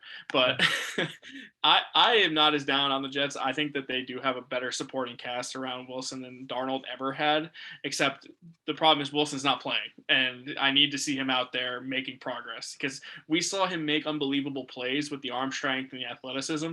He couldn't do the routine things. He couldn't check down. He couldn't hit a slant on timing. He couldn't go through his progressions. To me, those are things that once you can put that all together is when you truly take the next step. And that's what we're not going to get out of Wilson until maybe October. And even then, it's not a guarantee we're actually going to see that. So that's my concern. I'm going to take the over in the 5.5. Screw it. I'll say they win 6 games. I think that they're good enough to beat the Pats at least once. I think they could steal a game from the Dolphins. If they get a Tua stinker. I don't know. They play some bad teams along the way, so I could see them lucking their way into 6. I'm with you. I like Zach Wilson. I think he has the tools, and it's what is Matt always preaching over and over? Reps, right? These guys need as many reps as possible, and he's just not getting that. 100%. Yeah. That's it. That's my problem is that he gets hurt in week 1 of the preseason, and that kind of really affects how all of us feel about the Jets coming in. So their opponent now, the Ravens, and this one is a doozy coming into the season. They are their numbers at 10.5, and that's a big number. Obviously, anytime you start with double digits, and I have a lot of questions about this team. And number one being Lamar Jackson. He missed the last month of the season last year. He comes in without a contract. He doesn't have an agent, so he's representing himself. Don't love that. And then the receivers on this team are Rashad Bateman, and then it's Mark Andrews, and then who else, really? I don't know. And I know that they're not a pass-first offense, and I know Lamar is still great in spite of that. I think the defense will be fine. I think Harbaugh's still a good enough coach, but that 10.5 number scares me because they are one Lamar Jackson rolled ankle away from their season completely derailing, much like it did last year when they started 6-2, and then he was hurt the rest of the year. So that 10.5 really is a big number that I might honestly stay away from a little bit here. So Henry, what do you make of this number? I mean, the double digits is a lot for a team with this many flaws. Not just with that many flaws, but it goes back to the division that they're in. I mean, they have the Steelers, they have the Bengals in their division. So I think by default, and I kind of let it out earlier, I didn't think they were going to win the division, but I'm going to go under on that, actually. I'll say probably 10 right on the dot. Yeah. That feels right to me. Everything has to go right for that number to hit the over, and they've shown that that hasn't been the case in the last few years. So, Matt, you think Lamar returns to his MVP form and they are over 10.5, or do you think that they struggle to get to double digits? I think Lamar gets back to that MVP form, but I don't think it's enough for them to get over that hump. Like I said, I had the Steelers winning the division in 11 wins. So obviously I got to take the under here for the Ravens. Another divisional matchup. We have a lot of divisional matchups week one. So I'm just going to go with, I think the Ravens get to 10 wins exactly. I like Lamar a lot. He put on 15 pounds of muscle. He looks bigger and stockier, ready to take some abuse. The Widers, they drafted a wide receiver, and I forget who it was. But there's some things to like here. I like Bateman a lot. I think he offers a lot of upside for them. I think that's a name some people sleep on. The defense, I mean, this team just puts together, it's a philosophy sort of deal, kind of like the Patriots and the Steelers. Let's just be as physical as possible and try to beat you up as much as possible. And that's kind of what I think this Ravens team is. I just don't think they're as talented as the Steelers, 1 through 53. Well, I do like Lamar a lot. I think he's probably the best quarterback. Well, Joe Burrow is the best quarterback, but Lamar Jackson is probably the second best quarterback in this division right now. So I see Lamar coming back, but 10 wins. What do we think about Lamar and his passing issues? I mean, are we just going to, he is what he is? I mean, we deal with it because he gives you, a little or a lot of, Kansas City's quarterback in him. He makes plays, he extends plays.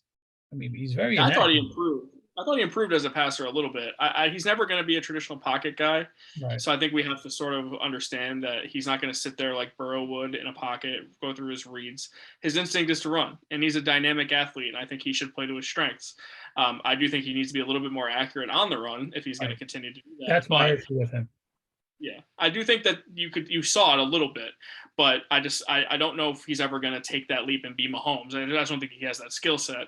But to me, he makes up for it with his ability to run, make guys miss, and not take big hits. Because honestly, when you're running that much, not taking hits is just as important as being able to juke a linebacker out of his shoes. And Lamar is so shifty; he might be the hardest guy to bring down in the entire league. But his value is there, right? If you had taken Burrow and put him on the Ravens, I don't think the Ravens are a very good football team, but I think that just speaks to their skill sets. They're hard guys to compare, and their situations are very different. But I don't know, Matt, what did you think when you watched Lamar? Did you actually see improvement in the passing game or no? I did. I think he was able to hit in between the numbers more often. When he's inside the pocket and he has to throw outside the hashes, that's where he becomes shaky. You start worrying about those passes, but inside the numbers, that's why Mark Andrews is flying off the boards in fantasy drafts. I mean, Lamar Jackson's deadly as a quarterback in this offense, and that's what makes it work. You can't put another quarterback in the NFL, maybe Jalen Hurts to a lesser degree, but it's going to be really hard to find a quarterback that can play this offense in the NFL outside of Lamar Jackson. That's why you just got to – the guy is special. He's a different breed of quarterback, but conversely, you can't put him in a Mahomes situation. You can't put him in a Burrow situation. You can't put him in a Herbert situation because he's not that type of passer. So really, this is what hurts the contract talk, Randy, to your point. The Ravens are seeing, you want $250 million guaranteed. Where else are you going to go? Where are you going to play in a system like this? Because if we went the route, let's say the Dolphins, the Packers, the Bears, the 49ers, I'm trying to think of other West Coast type of offenses that employ that Shanahan scheme. All those guys that are in those systems are accurate passers to begin with. So you just can't plug Lamar and take them into those situations. I kind of laughed at how people are like, well, just put them in the Dolphins situation. it may not work because you have to be accurate outside the numbers in that system as well. So to me, I think it's going to be a battle of wills here. I think the perfect situation will be for Lamar to stay in Baltimore for the rest of his career. They need to pay him because this system's built. The players afford this system. You can't afford to lose Lamar. Lamar can't afford to leave Baltimore. And I do think he has a huge season. What do we think that contract looks like? I think it's going to get to 250. I don't think it's all going to be guaranteed. You can't really guarantee it with a mobile quarterback like that. You're asking for a disaster. You're not going to see a Kirk Cousins like contract, but you might see a short-term deal that's heavy on the AAV. That I could see, and which I think would kind of be smart. So earlier in the comments, Leon said Harbaugh is overrated, and this is where I disagree because they drafted Lamar and then they catered their entire offense around him. If they don't design every aspect of the roster on offense to be around Lamar Jackson, then this does not work. As to your point, who else could come into this offense and make it work? Jalen Hurts, sure, but that's by design. They don't just have a regular offense that teams run. This was catered to the skill set of Lamar Jackson, and I think that's a big credit to the coaching staff. So, I think Harbaugh is a damn good coach for that reason, and I think that maybe they both should look at each other and say, hey, maybe we need each other. Let's find a way to meet in the middle on the contract talks, because Lamar's value is clearly there, and the Ravens are much better when he plays, and that's evident. On the field. So, all right. So we have the Ravens coming to New Jersey to play the Jets. They are favored by 7 points at MetLife Stadium. So Henry, to your point, maybe a big emotional 9/11 ceremony, an emotional national anthem, and then everyone's like, "Oh, Joe Flacco revenge game on the Ravens, let's go!" And then all of a sudden they're down 14 in the first quarter, and we got ourselves a good old-fashioned blowout here in the Meadowlands. Give me the Ravens and the points. Matt, do you agree? Yeah, Ravens at the point. The Ravens are going to put up 40 on them. Yeah, I picked Baltimore in my survivor pool. I feel like this is the lock of the week above all else, and I do like the Jets. I just think it's a bad game to get week 1. All right, so we're going to move on now to a team in my division, and it's a team with a new name, and you might know them as the Washington Football Team. You might have known them as something else previous to that we're technically not allowed to say. But hey, now they're going full commies, baby. The Washington Commanders with Carson Wentz as their quarterback gets to play in Landover, Maryland, and they get the Jacksonville Jaguars. With Doug Peterson as their head coach. Trevor Lawrence maybe bounce back here, who knows? But let's start with Washington. Look, I like the roster. I don't love the Chase Young news that came out today. That certainly hurts my opinion on them because I do think very highly of him as a football player. And look, Carson Wentz, he had an ideal situation on the Colts last year, had a great offensive line, had a great running game, great coaching staff. I think he had a very good wide receiver in Michael Pittman. And he still found a way to fumble away a playoff position to quite literally one of the worst teams I've ever seen in last year's Jaguars, who had the number 1 overall pick. And it's literally Carson Wentz meltdown. It was a meltdown of all masterclass meltdowns. So despite how much I like the Commanders roster, and I do think they have talent top to bottom, and I do like Ron Rivera as head coach, I cannot overlook the Carson Wentz aspect of all of this. So Matt, I'm going to go to you first. Over under on the commies is 8.5. The over plus 145, the under minus 170. There's a lot to like with the Commanders, I think. I mean, who doesn't love Terry McLaurin? I mean, the guy's great. I think their running back, people were still drafting Robinson after he got shot, so we don't know when he's going to come back and play. But the theory was that he was going to take over Gibson's carries, and people were starting to shy away from Gibson. So that's going to be an interesting development. To me, it feels like there's a black cloud hanging over this football team. Like it can never get put together well enough to compete for a division title right now. And Wentz is your perfect example of Jekyll and Hyde. He could throw a back-breaking pick, or he can make an amazing throw. And I agree with you, Randy. You couldn't have put a quarterback in a better situation than what Indy gave him last year. Great offensive line, great running game. Make the easy throws on play action, and Wentz still couldn't do it. I'm going under. I just don't think Washington's that good of a football team. I want to like them more. but the under feels right. Like I could see 8, obviously, if things go well, but just the Carson Wentz aspect of it, it's hard to overlook. Henry, when you look at the commies, you think of a team that could potentially win the NFC East, or are you looking at a potential Ron Rivera gets fired midseason? What's more of a likely situation there? You couldn't they couldn't figure out a worse name for the Chiefs than the commies, right? I mean, like, I love Washington's defense.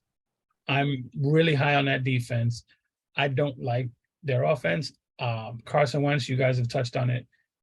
Look, he was given the perfect team for his scenario, and he botched it every chance he got. And they could not wait to get rid of him for an aging Matt Ryan any faster, which says everything you needed to know there. I didn't think they were going to get rid of him. They got rid of him as soon as they possibly could. So I want to like Washington. I just can't see it. I don't like it. I'm not a fan of that team on offense, and I'm taking the under. Yeah, I think that's the right move. And Matt, we talked about it kind of in the chat earlier. This is how much I hate Yahoo Fantasy, by the way. I did a draft last night in a 12-team league, and they gave me a D+ draft grade, which is totally ridiculous. But the team that they gave the best draft grade to, their evaluation and their best pick was that they drafted Brian Robinson, the guy who got shot 2 weeks ago, who might not even play for a month and a half. So I don't know what Yahoo is smoking, but every time they give out draft grades, I want to know who comes up with this shit. Anyway, we're going to go now to their opponent in the Jacksonville Jaguars. And look, improvement is imminent here. I don't know how they could get possibly worse than they were last year with the Urban Meyer experiment. For some reason, they hung on to Trent Baalke. But Henry, you know all too well about that situation. But he spent a lot of money in the offseason. He gave a lot of money to Christian Kirk, which I don't totally understand. But I think that with Trevor Lawrence, if he's as good as I expect, he could have a good year. The over-under for the Jags sits at 6.5, and really this comes down to if you believe in Doug Peterson as a head coach. And it didn't end well in Philly, and he did win a Super Bowl with them, but he had a great coaching staff around him with a very talented team all around. So really, I think this number comes down to, do you trust Doug Peterson to take advantage of somewhat of a weak division? Because I think even in the weak division, I'm not sure the Jags are better than 6.5 wins. Was it on me or Matt? I said you. Yeah, I talked to I'm sorry. I actually like the Jaguars a little bit more than you. Trevor Lawrence is supposed to be this generational quarterback, right? He's supposed to be there with the Burrows and the Herberts of the world. And I think this is the year he takes that step. I like their wide receiver running back core. They just added JaMychal Hasty, who was also cut from the 49ers as their third string. I like that pickup a lot. I think they can do some damage. They have Kirk, Marvin Jones, Zay Jones. Evan Ingram is hot or cold as a tight end. He's hot or cold as a tight end. I was waiting for that. Always. I think they can make some waves. I won't call it noise. They can make some waves in that division, and I'll take the over. Matt Bushnell. It's like they decided they had all this money to spend, and they decided, what's the dumbest thing I could buy? It's like people who win the lotto and like, let me buy this extravagant thing, and they forget that they have to pay taxes. And then the next thing they're like, oh shit, I'm poor. They do all the time. The Jaguars.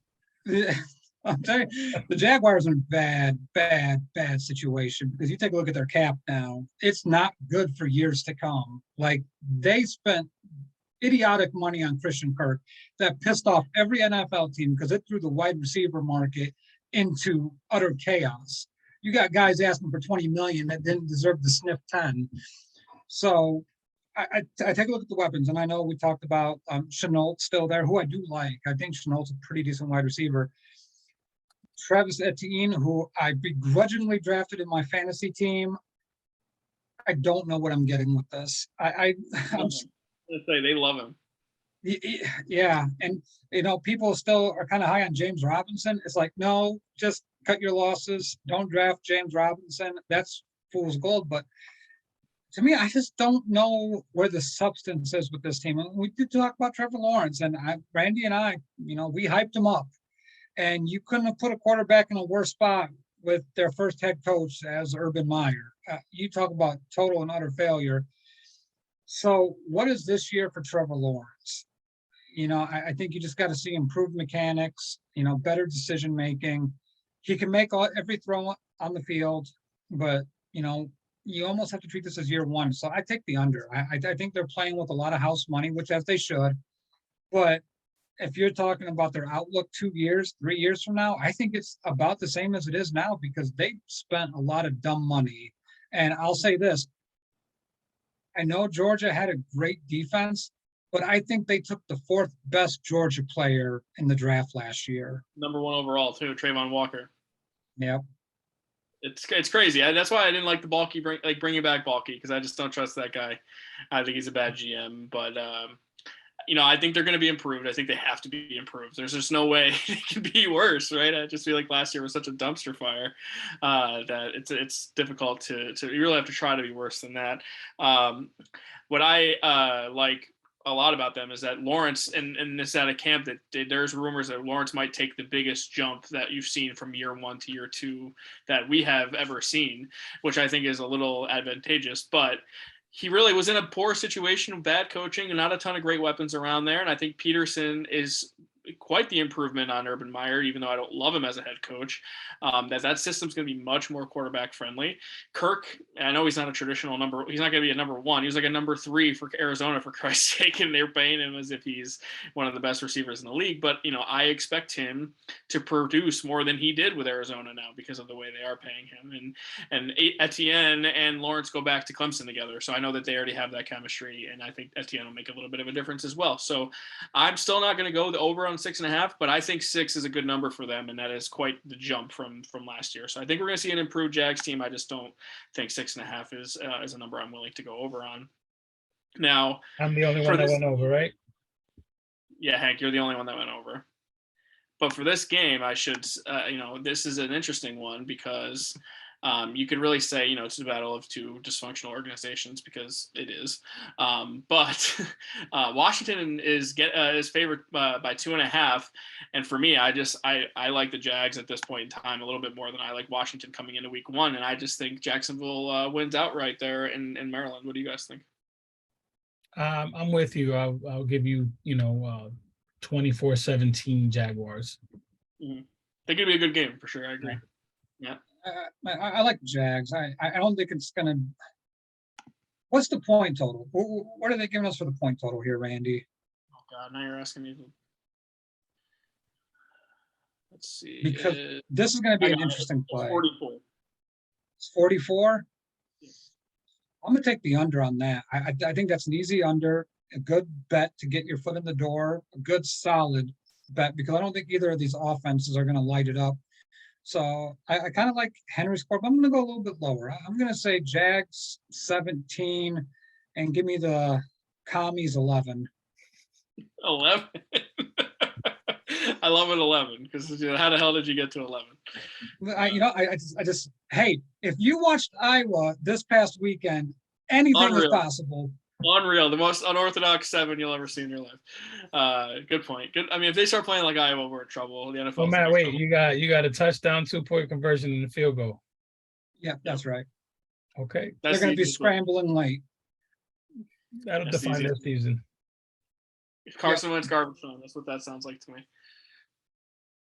All right, let's move on, because we mentioned the Joe Flacco revenge game, but that's nonsense. We have a real revenge game going on in Carolina in week 1, and it is Baker Mayfield getting a chance to really stick it to his former team in the Cleveland Browns.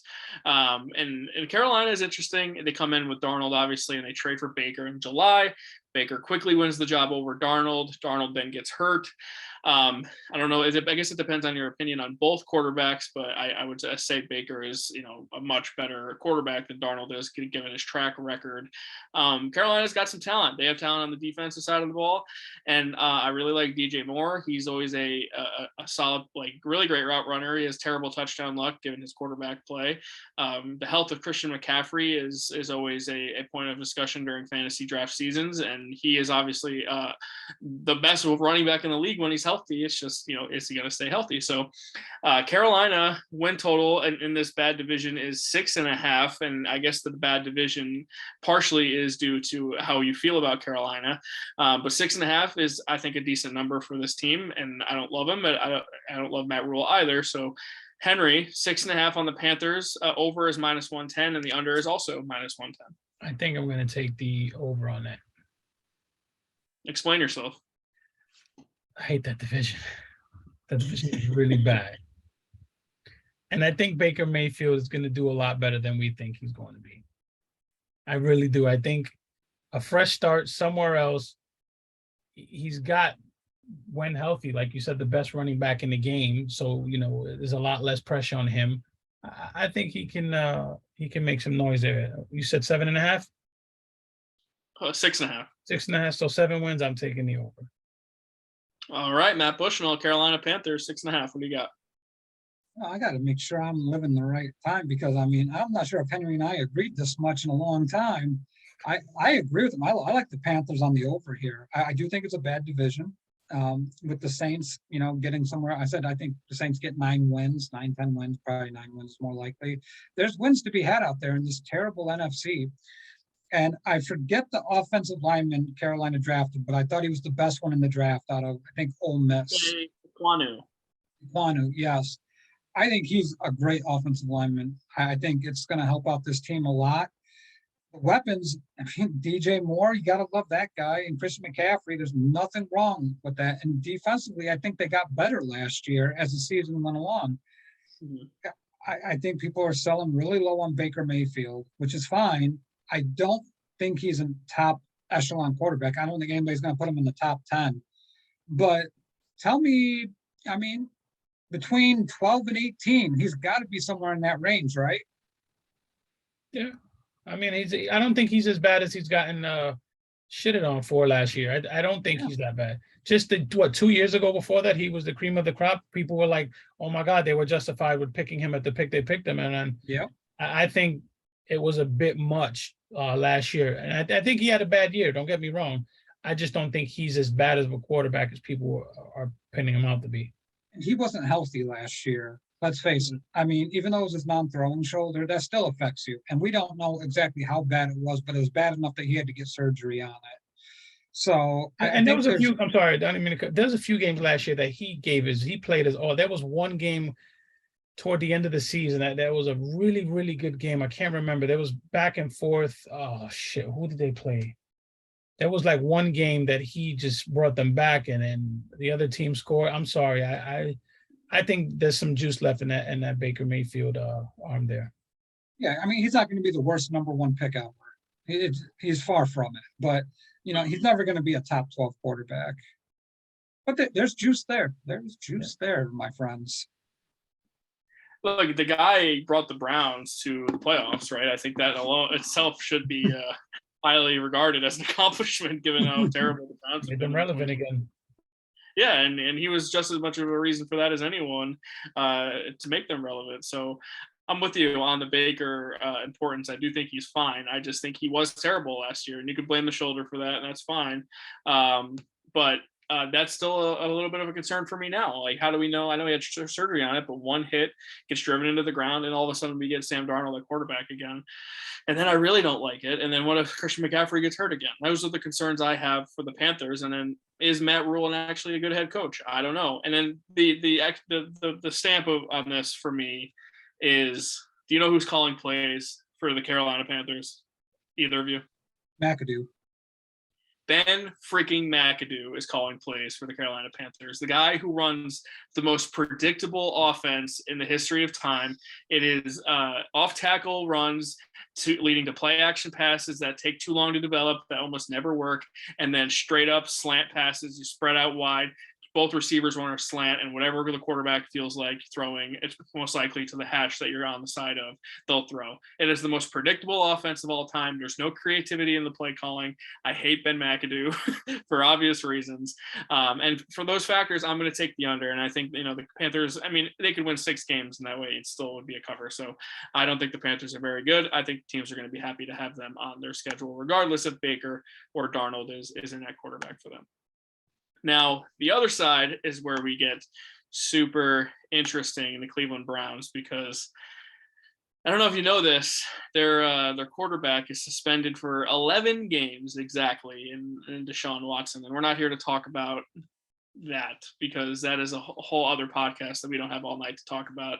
But regardless, they're not going to have their starting quarterback for the first 12 weeks, because I think they have a bye week in there as well.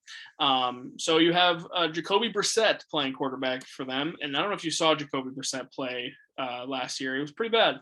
He's not that good of a player.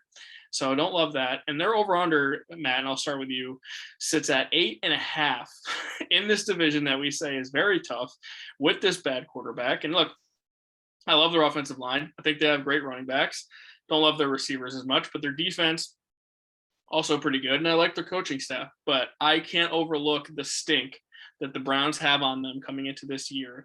And I can't overlook how bad Jacoby Brissett is. And honestly, I'm not assuming that when Deshaun Watson comes back, he's going to be the same guy we saw 2 years ago. He's got to be a little bit behind the 8 ball now, given his situation. And how does all of this not affect him mentally? And I just don't see how they get over 8.5 at this point. I don't like the Browns for a lot of reasons. I think this situation, I mean, they could look back on this situation and be like, man, we should have kept Baker Mayfield. Bingo. Because you talk about this roster and you talk about the things they have at their disposal. Deshaun does not look like the same quarterback to me. He just doesn't. You could take time off, like a year for an injury for a quarterback, but we're talking this guy is going to end up missing 28 consecutive NFL games.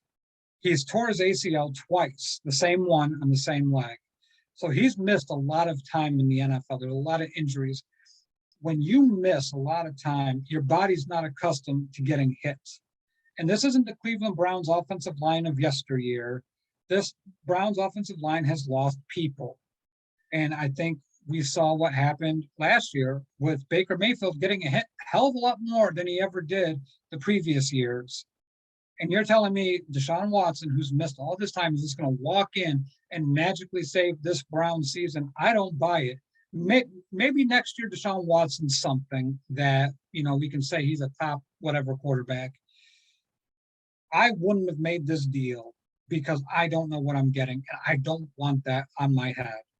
But they did it. They gave him $230 million. I don't love this Browns team. I think it's a lot worse than what it was when Baker Mayfield took them to the playoffs. So I'm taking the under. It's one of those teams where I think it's Ohio, which is bad enough.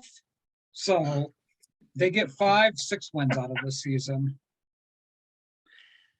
You're not, you're not nailed you hit the hammer on the head is what I'm trying to say, Matt. I think I agree on all points there. Henry, 8.5 for the Browns. I think that is a crazy number for this situation. Number. And like Matt said, something's in the water because Matt and I are agreeing on way too many things here.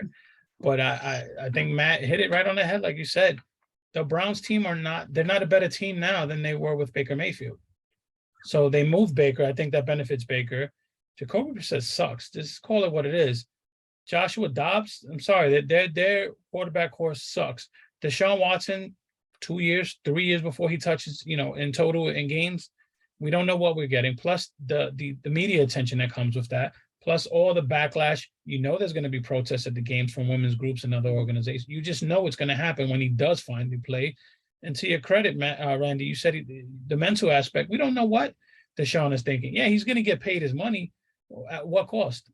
At what cost to the organization? It's always like the Browns, from the time they packed up those boxes and left in the middle of the night, have always done one thing dumber than the other. And I think this is just another dumb thing in the history of that franchise. And I think they took a step back. And I'm sorry, I look at that wide receiver core and I'm not impressed. Amari Cooper is not a number one receiver anymore. You guys might disagree, but I don't think he is any. I, He's a 1, but lower level 1. to me. Donovan Peoples-Jones sounds more like an actor from Shaft than anything else. I'm sorry. I'm not a fan of this team. I will say, if you're a fantasy player, David Njoku, get that dude, because he's going to be the escape hatch for Jacoby Brissett. Any throws that's going over the middle, he's going to catch everything. He's going to be the emergency hatch. So pick him up in fantasy. This team sucks. I'll be shocked if they get 5 wins. Well, that's why I've been saying take Nick Chubb and Kareem Hunt, because they're going to be a run-first team all day, and their offensive line is still great. Corey, I know Corey's watching. I know the Browns are your team, brother. I'm sorry, but this ain't it. They took too many steps back here. I got to take issue with the offensive line comment, Randy, because I don't think that offensive line is as great as, they were really good 2 years ago. We're talking top, maybe the best offensive line in the NFL. What we saw last year, that was not it. I agree with you. It's not as good as it once was. But I still think it's good enough. And I mean, that's obviously not saying too much, but they still have a lot of talent up front. And just to put in perspective, the Deshaun Watson situation, just the mere rumor that the Falcons were in on him made Matt Ryan never want to play for them ever again. Yeah. That's just how toxic this situation is. And I know the Browns players don't really talk much about it, but it's going to have an effect on them. I almost like the Browns more before Deshaun comes back, because it's going to be a distraction. You better believe that it will be, because it's going to be all anyone asks about. So I just don't love the vibe around the Browns team. And for this game, which we can get into now, as Garrett Cole gives up a home run, gotta love that. Get me started. Yep. Baker comes out angry here, I think. The Panthers are favored by 2.5. I like Carolina at home. I'm not going to be confident in Jacoby Brissett in any football game. So give me the Panthers in their home opener. Yeah, I think Myles Garrett would have to do something superhuman for them to win this game. Not saying that he can't, but I don't see it. I like the Panthers in this as well. I'm going to go Panthers 21 to the Browns 13. Yeah, fuck Garrett Cole. I agree. I think my man Baker is going to go off in this game. It is a revenge game. He's going to light them up. Give me 24-13 Panthers. Yeah, I just think Baker has the game of his life. This is the kind of thing Baker gets into where he gets all jacked up for a game. So much shit talking is going to happen. Yeah. You're going to see, remember the flag planting in Oklahoma? It's going to be something like that, or he's going to teabag somebody or something, do the DX chop. It's going to be something ridiculous like that. I'm looking at the comments, and Corey Richmond made a comment. He accidentally wrote "wings cures everything," and then he corrected and said, "Sorry, wings." No, he was right the first time. Wings cures everything. So, Corey, stick with that. Let's stick with the wings, brother, and get a lot of wings on Sunday, because you're going to need them. And hey, look, everyone looking forward to football. Get some chicken wings. Enjoy your day. And the only thing I'm going to say about this is, as a father to 3 daughters, there's no amount of winning that could ever make up for this. I would literally stop being a Bears fan if they had Deshaun Watson. That's how disgusted I am by it. But that's my personal view. And winning can do a lot of things, but not that. We had this discussion in private. Like when it came out, okay, you give him the benefit of the doubt. You hear everything. But then 1 became 2, 2 became 4, 4 became 10, 24, 20. It's not by design, and it's not sabotage. He's a dirty motherfucker. Yeah. And you're not the only one, Matt. There are many Browns fans seeking new teams to root for, or just approaching the NFL season as an independent. And I can't say I totally blame them. So the first thing they can do is move out of Ohio. That will improve your life immediately. All Deshaun Watson really, to me, had to do was show some remorse, and he failed to do that at all. His apology was terrible. He handled the situation so poorly. I don't think anyone will ever be able to forgive him, innocent or not. So he is the A-Rod of football right now. It's brutal. Not a good thing to be. Or A-Rod. You'll make money. So I guess if that's your objective, you're winning there. All right, we've talked about that way too long. This is gonna be a long one, guys. If you haven't already embraced this is gonna be a long episode. So if you're sticking with us, you haven't joined us yet, we still have quite a few games to go. So we can cruise past this one because this is the AFC South, and this is probably the worst division in football. And let's get what to be one of the worst teams in football, and it's Sean Watson's former team, the Houston Texans. They take on their division rival, the Indianapolis Colts. Their over/under on the season is 4.5. Henry, you said before you even knew the number. You sticking with it? Under, brother. All right. Under in the 4.5 for the Texans. Matt Bushnell, any optimism on the Texans front? Yeah, actually, I do. I think they get the over on this. I think what Lovey does for a football team is bring that stability, and they're going to play a tough type of defense. It's going to be solid. They're not going to beat themselves defensively. Offensively, Davis Mills, there's something to like there. You know, there's a little something there. Brandon Cooks, I like Brandon Cooks a little bit. I think 4 years ago. Well, yeah, I mean, he's not a world beater. I think when we talk about the worst team in the NFL and we really look at it, it takes a lot of things to equal that. Dysfunction in the front office, whether it's ownership, GM, stuff like that. Then it's got to be idiotic coaching, like a coach that shouldn't be in the position that he's in. And then you have to have a lack of talent on the team. The Jaguars hit the jackpot 2 years in a row in those departments.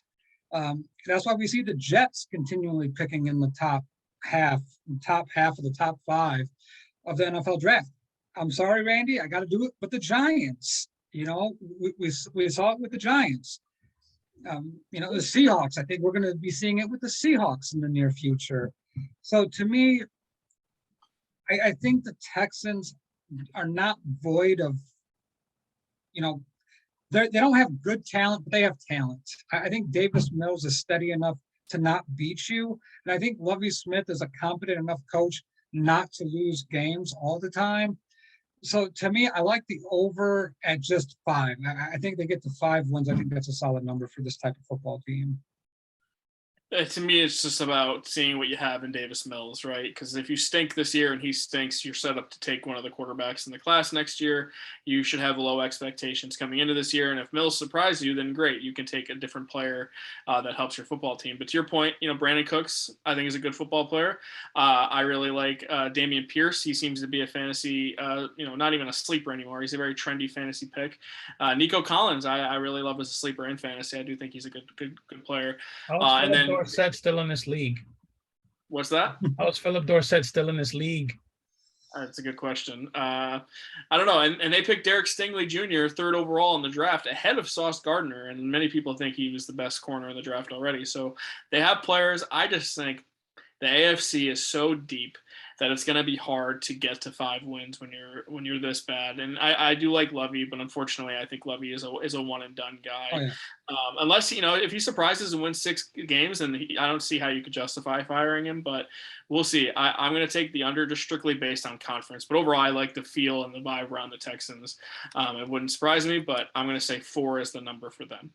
Now, on the Colts side of things, optimism city here for Indy because they don't have Carson Wentz in the building anymore, and they could not be more thrilled about it. They bring back essentially the same team in reality, except they have Matt Ryan at quarterback now instead of Carson Wentz. And then we can debate if that's an upgrade or not. I don't think he's more talented than Wentz, but I think he's more stable and consistent than Wentz. And I think that's really what they need.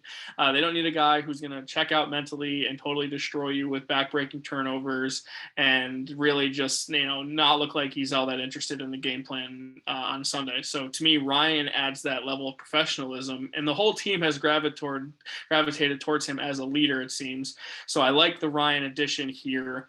To me, they're missing a receiver, and to me, the Colts are a team on OBJ watch. When OBJ is ready to sign with the team, I think the Colts are a prime candidate for his services come November when he's healthy. So I really like the Colts. I really like them in this division.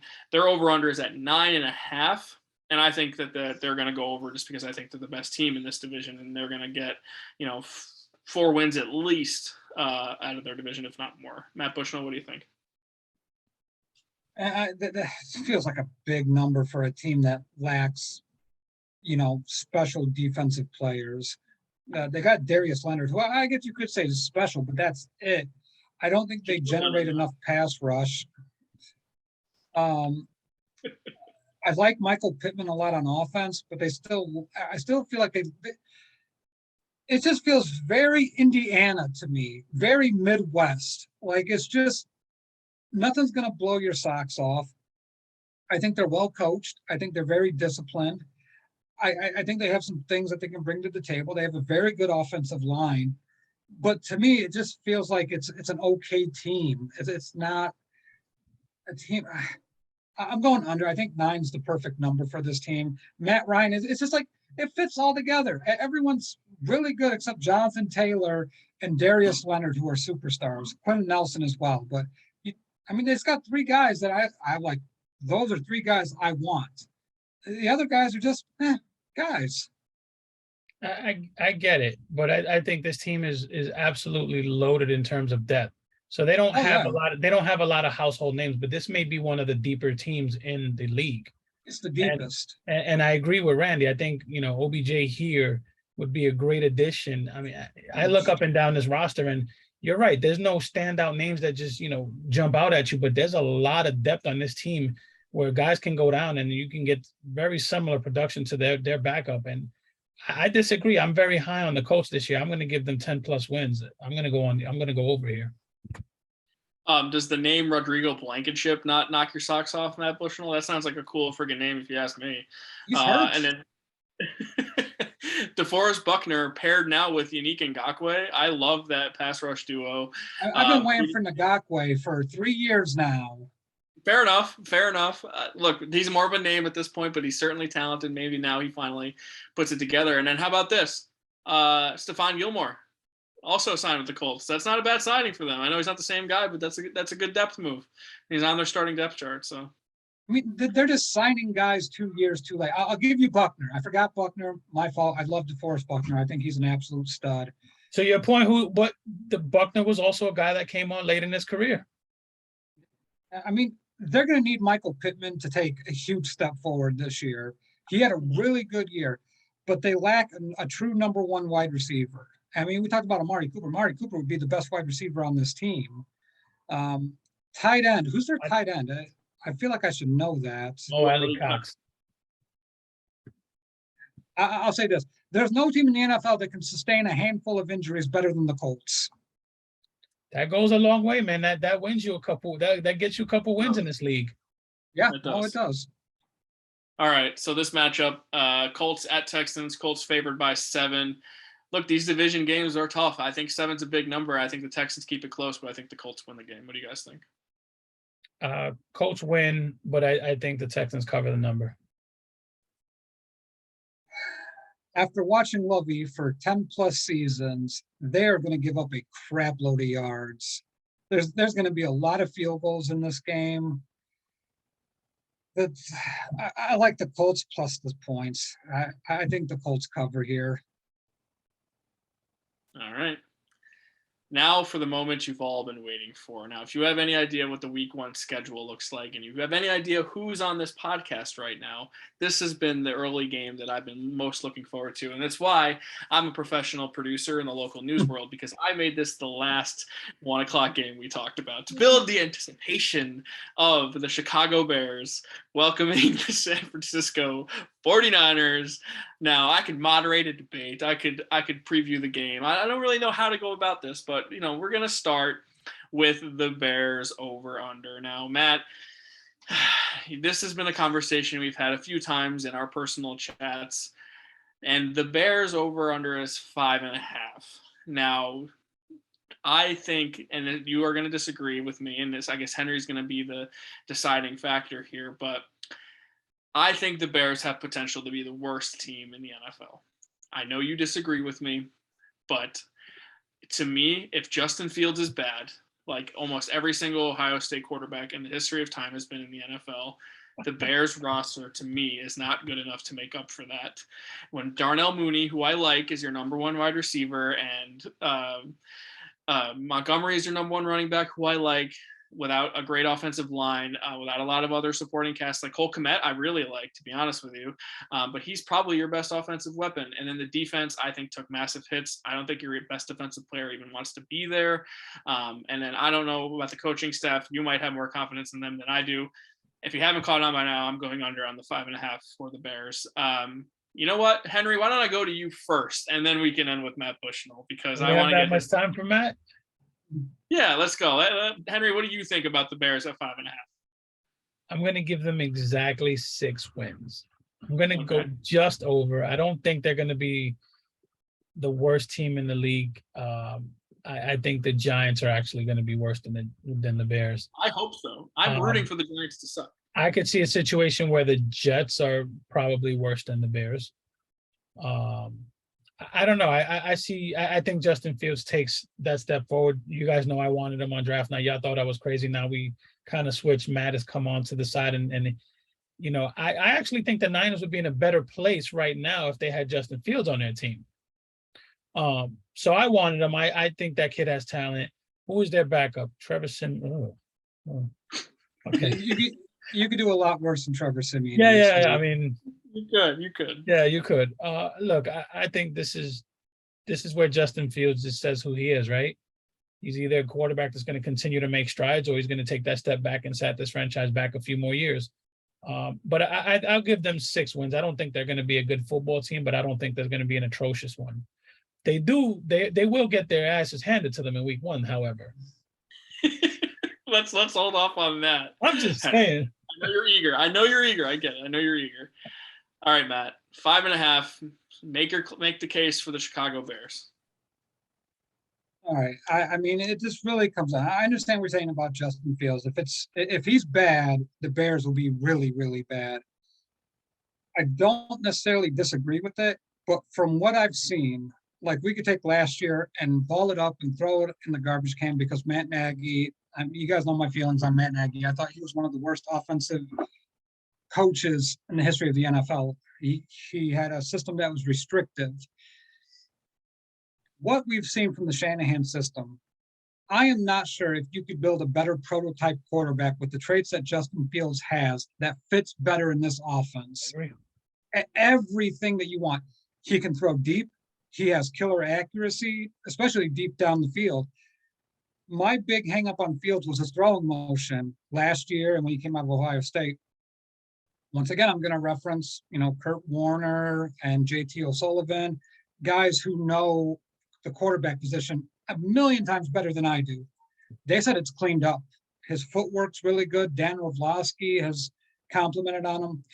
And then we get into the topic. So if Justin Fields is better, which he looks like he is better from what I've seen. His footwork is really good. His delivery is quicker. He still has that weird throwing motion, but it's quicker. Then what is about this team that we start dissecting and saying, okay, they're not good enough to get to 6 wins? Wide receiver, I like Darnell Mooney a lot. I mean, he'd be a number 1 on a couple of different teams. Cole Kmet, I think he's actually going to be one of the better tight ends in football this year. I agree. He may not be top 5, but I think he's going to be in that 6 to 7 range, everything being considered. David Montgomery's a really good running back. He's solid. So then we start talking, okay, Byron Pringle, Valius Jones Jr., Maquias St. Brown, I just butchered his first name. Dante Pettis, who Henry knows pretty well, is a 49er. The guy was terrible on the Giants for the last 3 years. Dante Pettis could hardly make it the Giants offense. Yeah, I mean, look, there's guys with a lot of things to prove, but you're talking about Joe Judge, who ran an offense for this past, or Joe Judge and the Giants offense. So now we start talking about coaching, who's now the Patriots offensive coordinator. So we take where Joe Judge went. Hey, he's Patriots. Calling plays in New England. Oh my God! Yeah, taking a win away from them. Yeah. So we start taking a look at these pieces. All right, then we go to the offensive line. This is what everyone's going to point to. Taven Jenkins moved to right guard. All right, Lucas Patrick was signed from Green Bay to be the Bears starting center, which he is. Cody Whitehair, who I don't love as much, is your left guard. You could do a lot worse. Braxton Jones, who's a 5th-round rookie, left tackle. He's got 36-inch arms, which is one of the longest to come out of the draft since Trent Williams, I believe. So a little 49er comparison there. And then right tackle, you got Larry Borum, who I'm not exactly in love with. Can they protect Justin Fields? I think Luke Getsy in this system can. I don't necessarily trust the players there, but then we'll see. Then we go to the defensive side of football. Robert Quinn's a team captain. Roquan Smith, team captain. So you talk about two guys that don't want to be there. Well, I think Matt Eberflus has said, you guys belong here. I think Eberflus is a guy that can bring together a lot of pieces. They drafted Jaquan Brisker, who was an absolute missile coming out of Penn State. I think he's going to be really good. Yeah, and then Kyler Gordon, who I like at corner. I like Jalen Johnson, and can Eddie Jackson bounce back? So we talk about the defense. The defense is still, I like the defensive players. I think they'll play the cover two well enough. So obviously I'm taking the over. But I don't disagree. This is not a playoff football team. This is not a double-digit win football team. This is not an 8 or 9 win football team. They have to get better on the offensive line, and maybe Braxton Jones is that left tackle of the future, but it ain't this year. And week one, we're going to see some maybe not so likable things from Braxton Jones going against Nick Bosa. Also, Alex Leatherwood going to suit up for the Bears? Yeah, he's a backup. So, you know, they already labeled him their developmental project. Like, they know they have work to do with him, and they're hoping Chris Morgan can do that, their offensive line coach. To me, it's a 6 or 7 win football team. I look at this team, they're young. I think they're the youngest football team in the NFL right now, which says a lot. I mean, they don't have very many guys on the other side of 30. So what are they going to get? 6, 7 wins. I think that's a conservative estimate. But the biggest piece is, can Justin Fields elevate a guy like Dante Pettis, who we saw in New York, wasn't very good? Can Justin Fields get St. Brown involved, where we all know Aaron Rodgers, once you got on Aaron Rodgers' bad side, you were excommunicado. Like, you might as well be a guy that John Wick is trying to kill, because that's how petty Rodgers is. But Velus Jones Jr., it's just so similar to what the San Francisco 49ers do, which I find to be such an intriguing matchup going into this game, is that they looked at Jones Jr. as being their Deebo Samuel. They're like, same body type, same type of speed. Let's see if we can turn him into Deebo. So I don't know, but I still think it's a 6 or 7 win football team. Another thing to be concerned with, you guys, you have 8 guys on the IR. For the Bears? Yeah. Jeez. I'm trying to think of who. I mean, if David Moore, nah. Jay Sharp, Neil Harry, Doug Kramer, Dakota Dozier, Michael Joseph, Trayvon Young, Javin White. Yeah, I think some of those guys will put on. I know Trayvon Young's probably going to be a roster cut. They kind of put there, so that's going to be an injury settlement. David Moore's probably already gone. These are lower end roster guys, guys that I don't worry about too much. N'Keal Harry's an interesting one, though, that they kept him, put him on IR and didn't release him. Well, that was a little interesting one. I guess they're trying to save a 7th round pick there. All right. We said our piece about the Bears, and now it's Henry's turn to be a homer. The San Francisco 49ers, coming off of a NFC championship game appearance, in which many people, Henry included, think that they should have won that game. Jaworski Tart, you can thank him for that, among others. And now the Niners come in, over under at 9.5. They said goodbye to Jimmy G, and then they said hello again to Jimmy G. But it seems like Trey Lance is going to get the starting job here, but he's thrown approximately 300 footballs in game action since he's a senior in high school. So I think there's a concern a little about Trey Lance coming in, and I think having Jimmy as a backup is fine, but I think the vote of confidence for Lance is kind of shown with that transaction. Matt, we started with Henry for the Bears, so let's start with you with the Niners at 9.5. Talented team, should still be a pretty good one, but do you think that's a big number or not? This is so dependent on the quarterback position. It's silly. I mean, this roster is great. I mean, there's not a lot to hate on 1 through 52. It's just when you get to the quarterback position, I think this team would be better in the short term with Jimmy G. But long term, you got to find out what you have in Trey Lance. And I'm not sure if Trey Lance is that guy. Like the one stat that we always see that has proven to lead to failures at the quarterback position when drafting them is the amount of starts in college. And Trey Lance had the fewest amount of starts of any quarterback taken in the draft, modern draft history. So now I just wondered, is Trey Lance that guy? But how I talked about Trey Lance or Justin Fields in this offense, Trey Lance is not far behind in a Shanahan type of offense for skill, for traits. But sometimes you got to have film. You got to play the games to see those show up. And that's what worries me about Lance. I absolutely love this 49ers roster, but I agree with Henry. If they had Justin Fields, this may be a Super Bowl contending, like the top team in the NFC. That's how loaded they are. But I just don't love what they have at the quarterback position. I'll take the over, though. I think they get to 10 wins. All right, 9.5. Henry, you're wearing the Trey Lance jersey. You're a known. I got my Jimmy G in the closet, but I still got it. I was gonna say, but you've been outspoken on your disdain for Jimmy Garoppolo in the past. He cost me a Super Bowl with the today retiring Emmanuel Sanders. So, all right, so 9.5. What do you think?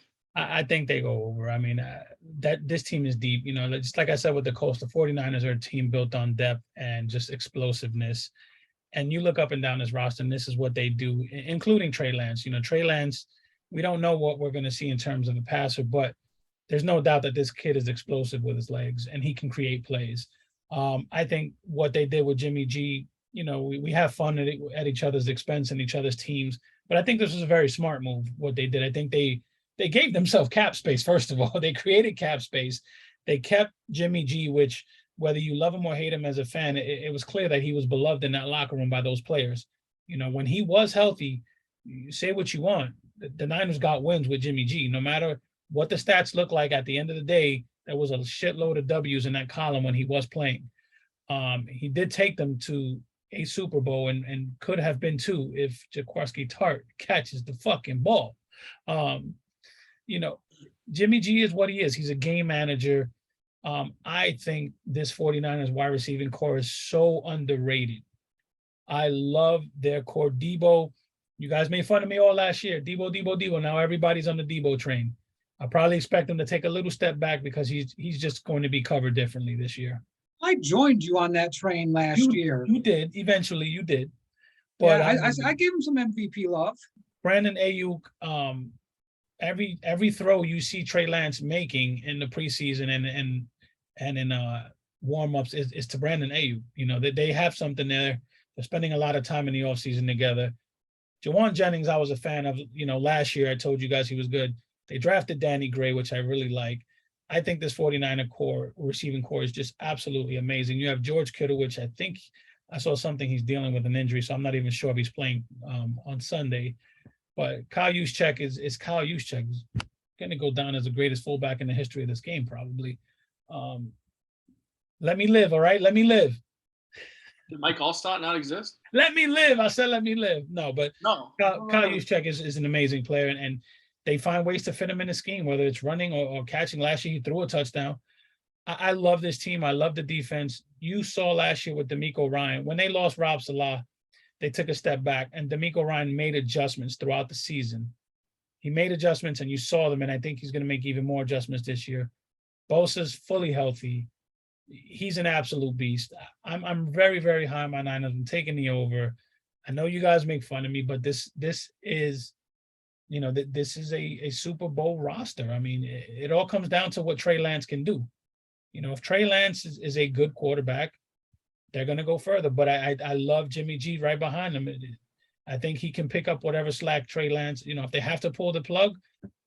My only question, and I think is what does it do to the players in the locker room? Like, you know, some guys rock with Trey, some guy rock with Jimmy.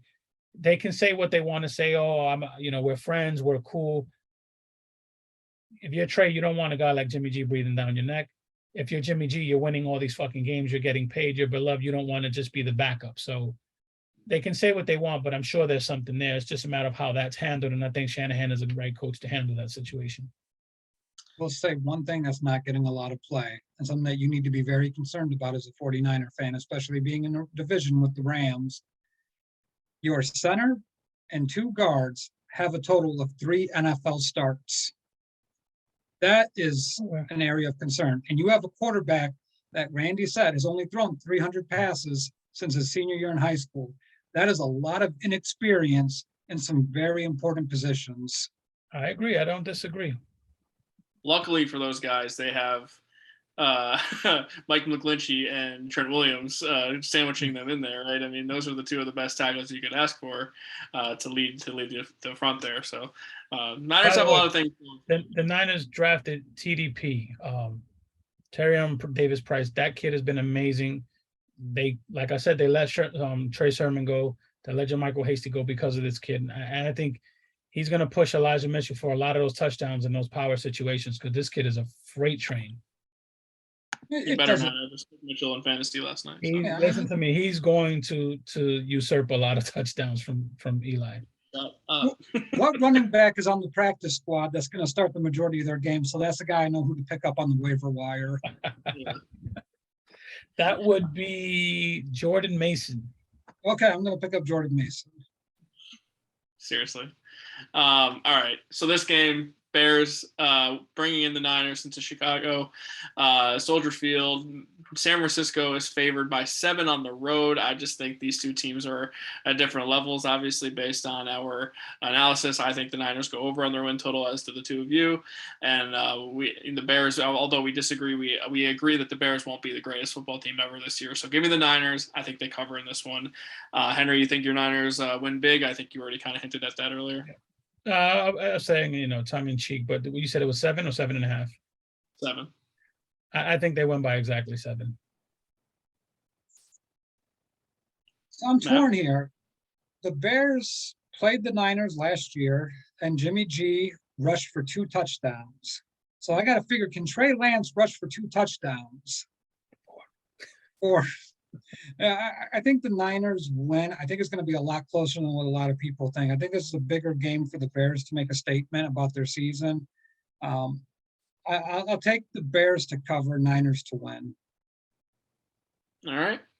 That's it for the early games. Let's do 4:00 games, and we're going to start with my New York Football Giants, and they go to Tennessee to play the Titans, which is a weird week 1 game, but nonetheless, it is what we got.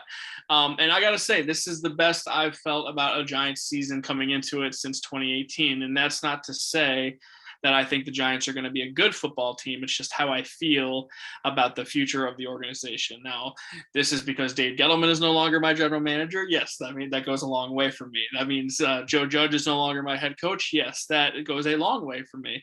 I have trust in the powers that be, Joe Shane, Brian Dable, to make this work. Now, it's going to take time. I have preached to all of my family and friends who are Giants fans to be patient. They are not going to be a good football team this year. But you have to hope to see a system being put into place. Maybe you see optimism with play calling, with the scheme, maybe some of the younger players that they have. And then this is going to be a process to get the right players in place to make this work. So the Giants over under on the year is insane at 7.5. I don't see how in the world they win 8 games. I'm going to hammer the under on that. And look, they have an easy schedule. I just think they are one of the easy teams on the schedule for the other teams as well. And I've said that the last few years. However, there's a big upgrade in the coaching staff, in my opinion. I think Daboll paired with Kafka, who's going to call plays, along with Wink Martindale, who they took from the Ravens as defensive coordinator, they are going to make a bit of a difference because the talent on this team is not there, but I do think they will be coached up much better than they have been in the past. For me, it's not about wins and losses. It's just not being an embarrassment of an organization. And I think the Giants are going to make progress in that front. But to me, they didn't pick up the 5th-year option on Daniel Jones. He's gone. Saquon Barkley, I thought they should have tried to trade in the offseason. Wouldn't surprise me if they tried to trade him in season, although I think the asking price is a little bit too high. I think that's probably why we're still stuck with him. Dave Gettleman left this situation in the worst possible way. We laugh at the Christian Kirk contract. I guarantee he outproduces Kenny Golladay in the first month of the season than Kenny Golladay does at all in the first 2 years of his entire contract.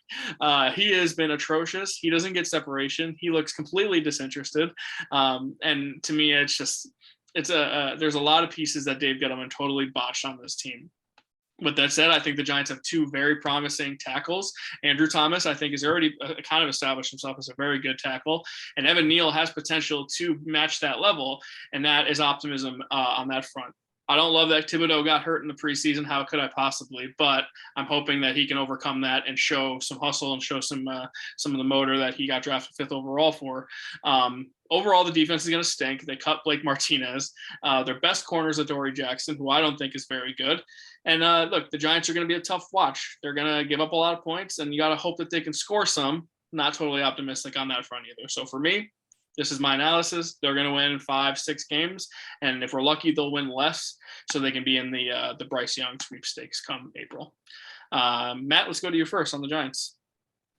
I'm with Henry. I think this is one of the worst teams in the NFL, and not necessarily a bad thing for the Giants, because you got to kind of take a look at this season. Like, look, we want to see competent play calling, competent coaching. You know, can you play clean football?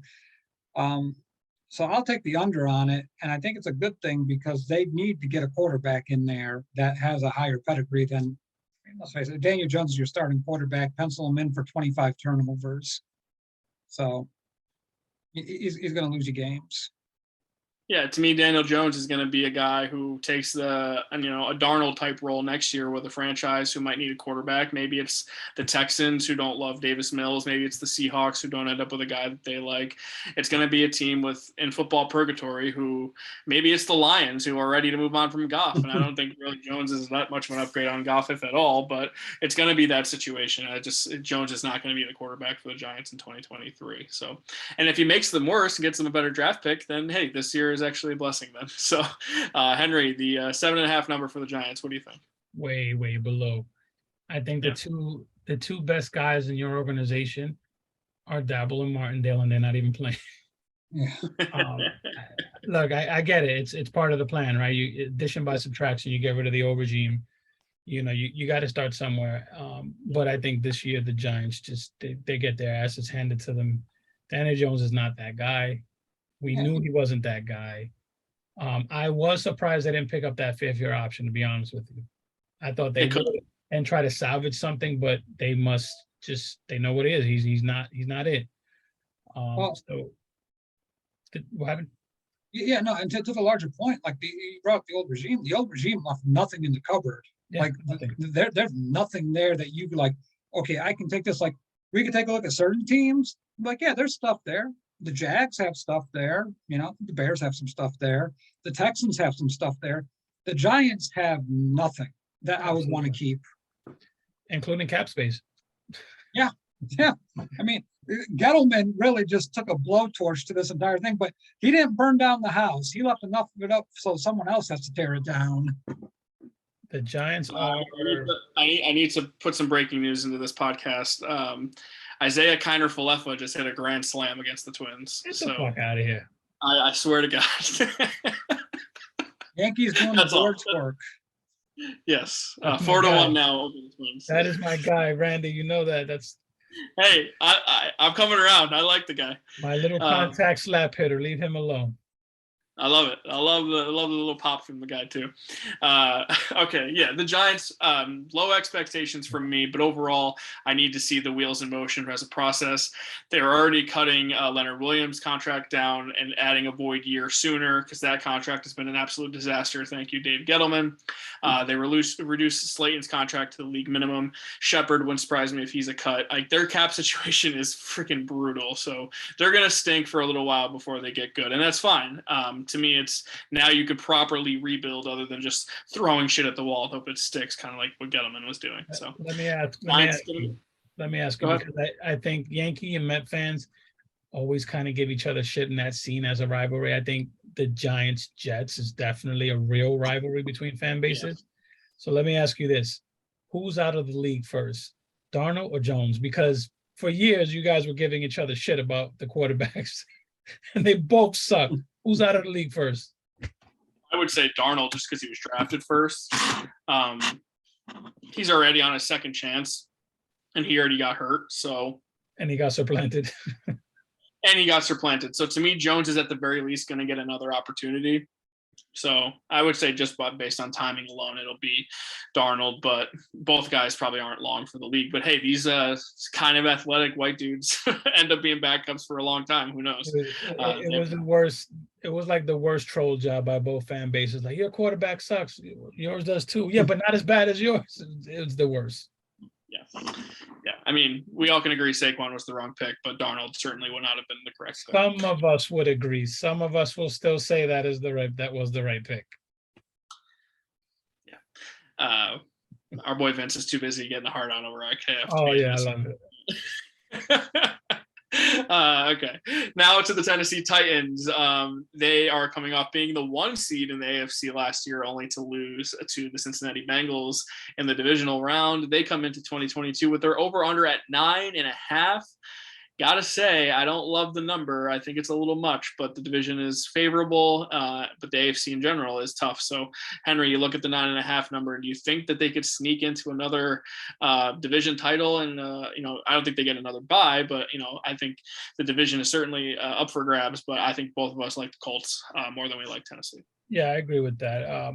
I like the Titans. I think in that division they can probably sneak out 10 wins.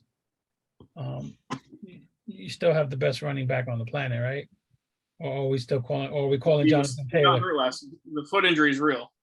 The foot injury is real. Look, when you run the way he runs and you get used the way he gets used, you know what happens. You have a limited shelf life as a running back. But if he's on that field, I'm taking Derrick Henry over everybody. Look, Tannehill does what he does. Tannehill manages a game. He's not great. He's not bad. He's okay. He's had himself a decent career. I like Tennessee. I don't think they'll win the division, but I think they'll win 10 games. I'm going to disagree. I'm going to go the under. I just don't buy them. I think losing A.J. Brown is a huge loss. They obviously don't have Julio, which didn't do much for them last year. But their best receiver is Robert Woods, and then they're relying a lot on Treylon Burke, the rookie that they drafted out of Arkansas. So I don't love that either. If Henry is banged up in the foot, then what is this team? I really have questions. Like Harold Landry already went down with an ACL, so the defense already took a big hit. I don't love it. I would like to see Malik Willis get some playing time. What they're paying Tannehill, I just don't see it. And the way that Vrabel was talking to Willis in the preseason, it seemed like he's much further away than I probably thought. But I guess when you go to Liberty, you're not exactly pro ready when you come into it. Matt Bushnell, 9.5 for the Titans. What do you think? Look, all I know is a man that's willing to chop off his own junk is a guy that I'm willing to play for. So give me the over on Tennessee. I like the Vrabel X factor. I like the offensive line. I like Treylon Burks. He's similar to AJ Brown. Yes. But Very but similar. it's just going to take a year probably for him to reach that AJ Brown level. But it's a bad division between them and the Colts. I think they get the over. I go 11 wins for Tennessee. I like Vrabel. He's kind of that Harbaugh Tomlin mold where you just want to play for the guy and you're willing to give everything that you have. And getting Taylor Lewan back is going to be huge as well. I agree. Yeah. So we'll see with the Titans. Overall, though, they get an ideal week 1 matchup here against my Giants. They are favored by 5.5, and the Giants superfan, known as License Plate Guy, asked a question to the Giants fans. He's like, over under 30 yards for Derrick Henry, and half the replies were on his first carry or for the game. So I expect a big day for Derrick Henry, and I think the Titans beat the Giants by 2 scores. So I have to go back to my fantasy draft, and it was the second to last pick of the draft that I had. So 16th round here, and I'm looking for a defense, and I was like, whatever. I'll just pick the Bears because it doesn't show you who their week 1 opponent is. So the first thing I do after the draft, I was like, all right, who's playing the Giants week 1? I picked up Tennessee's defense. Smart. It's smart. No, it is a good move. You should. Streaming defense is a highly recommended fantasy. I'm looking at that depth chart. I didn't realize Howard Landry was on the IR. He just tore his ACL. Yeah, Yeah, I Holy mean, shit. yeah, yeah, he's done. I'm done. That's a big loss. Yeah, It they got is. Bud Dupree. I mean, that's a big loss, man. But either way, the Tennessee is so far and better. They'll control the clock. They'll cover the what 7 points is the spread? It's 5.5. 5.5. 5.5. Yeah, I see Tennessee winning by a touchdown. Give me Tennessee 24 to the Giants 10. I think it's more like 2 touchdowns. I could see 28-14, maybe 28-17. I just don't think the Giants are going to be ready quite yet. I'll take 20. Who's tackling Derrick Henry? The Giants have no linebackers. Yeah, I'll take 28-17. Yeah, the Giants 17 better hope points they from the score some. Giants. All right, we're going to move on now to a game that you're probably going to be closely watching in the NFC North, and it's a divisional rivalry between the Minnesota Vikings hosting the Green Bay Packers. And it's a different look for the Packers, but we're going to start with the Vikings, who have Kevin O'Connell as their head coach now, the old offensive coordinator of the Rams. There's a lot of buzz around this team. I think they have a ton of talent with Justin Jefferson and Adam Thielen, who's a touchdown machine, Dalvin Cook, who is an injury-prone guy, but they get production out of him and Madison seemingly every single year. And then really it's Kirk Cousins in the offensive line. Other questions, the defense isn't the greatest thing ever either, but I expect this team to put up points. Their over-under is at 9.5. I think that's a decent number for this team. What do you think? I'm taking the under. Yeah, I'm taking the under.